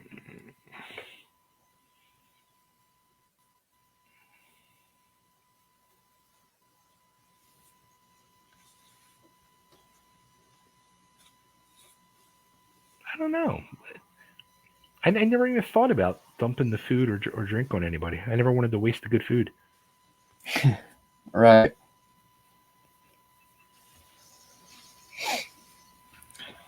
Milk and cereal. Right? Then they'd smell badly from the Yeah. mouth. Yeah, that would not be good. So, say back in the day, you were injured and you got a one in a lifetime call. This is like one in a lifetime. You wouldn't get this opportunity again. Asking if you could work for WCW, WWF, ECW as a wrestler or any other bigger companies back then, would you take up that offer? If it was WCW back then, I probably would have, because I always thought that if anywhere is where I would have ended up. WWF slash E, back in those days, I never thought that was even going to be an option because Vince was always so focused on these giant monster guys, and I'm Yeah. 5'9", 5'10" on a good day, so. Yeah. So I know there's been some talks here and there with the Dudleys reuniting. I heard some things, but then it got canceled. Do you know anything about if there's possibly anything maybe in the near future about I rescheduling them? I have not heard I think I told you over Messenger. I was Mhm. contacted a few months ago about a convention that was going to do a Dudley reunion, and they actually had me helping them get in touch with some of the other Dudleys, and everything was a go. They had agreed to my terms, and they said, "All right, we're going to get your stuff confirmed, and we'll give you all the information within 48 hours." And 24 hours later, they messaged me and said everything was off. So, Mm. Yeah, the the company that was running it said that. uh, the person I was dealing with, I don't know if it was the company itself, if he was a private vendor or promoter or something. I don't know. Man, that sucks. And I haven't heard nothing else. But I'm contacted usually 3-4 times a year by people asking about putting something together. Yeah, It just never happens. I'm hoping at some point it can happen. Like that would be a miracle. That would be amazing. It really needs done. At least one time. You know, I think it would be cool not only for all of us guys to be in the same room again together for the first time in 30 years, but um, for the fans to be able to have that opportunity to meet and get their picture with all of us at one time, I think would be a fun thing. That would be amazing. Yeah. So to wrap up the interview, a couple more questions. What is one thing you would tell your wrestling fans? Thank you. Seriously. Thank you. Thank you for caring. Thank you for giving a shit. Thank you for um, keeping me relevant and out in this club of professional wrestling. Yeah. And then for the final question I have for you is, do you have any advice for me to become a wrestler? You asked me this one before. Well, last time we Yeah. did this show. A friend of mine's son would ask me the same thing. And, I would always say, I would tell people, don't do it. I think I told you before, don't do it. But it's a much different business now. It's not, I don't think it's as dirty and slimy as when I was going through it. Um, I feel now, if that's what you want to do, if that's in your heart, then follow your dream and go for it. Because you don't want to end up 10, 20, 30 years down the road in life sitting on your couch, still watching wrestling, saying, I wanted to do that. I could have done that, but I didn't do it for some stupid reason. All right. Thank you. It's better to take the shot. What's that old was it Wayne Gretzky or Michael Jordan said? Whatever, they have a famous quote, something about taking the shot. If you don't take the shot, you know, look Yeah, up I'm the not sure. look up the quote. But you Hmm. you miss all the shots you don't take, something like that. So if you don't take the shot, you'll never know. So you got to take that shot. I appreciate it. Yeah. I think that's why at this point in my life, I can, I took the shot. I know. I knew where I stood. Right. Well, thank you. Thank you. I appreciate you, man. Keep doing what you're doing. You're having a lot of fun. You're talking to a lot of people. You're learning a lot. So after talking to all of us knuckleheads that went through the business and you still want to do it, there you go. Yeah. That tells you something. Yep. And I got all the advice from all these wrestlers that I've been doing it with. So it's going to be great when hopefully I get into the business. Then I could say that I got all this advice from all these wrestlers. Well, I just saw you're involved with a company already. You're doing stuff. So yeah, it's I'm a working way to as get your feet wet. Yeah, as a backstage interviewer. Mm-hmm. I did my first show October 5th. Okay. So I've been going to their shows for a while now. But yeah. The next show is November 9th. And Okay. I'm gonna be doing it. So Nice. Well, congrats yeah. to you. Have fun. Thank you. Bottom line, have fun with it. If you're not having fun, don't do it. Yeah. Thank All you. right. Thank you, Blake. Make sure you sign that petition. Yes, I will. Everybody, go to petition. Change.org, and just look up my name, Bay Ragni, and you'll see my petition there. And it's to raise a banner in honor of these 5 Philly wrestling icons. All right. Yeah, sounds good. Would you like to plug where people could find you and watch your podcast and stuff? Yeah, just go on either Facebook or YouTube, Chubby Dudley Official, and tickets are on sale at the 2300 Arena website for One and Done and WrestleCon. So go get your tickets now. Nice. All right. Well, thank you for coming on once Thank again. you, It was Blake. a pleasure to have you on here again. Absolutely. Thank you so much. Thank you. Have a good rest of your night. You too. Take care. Take care.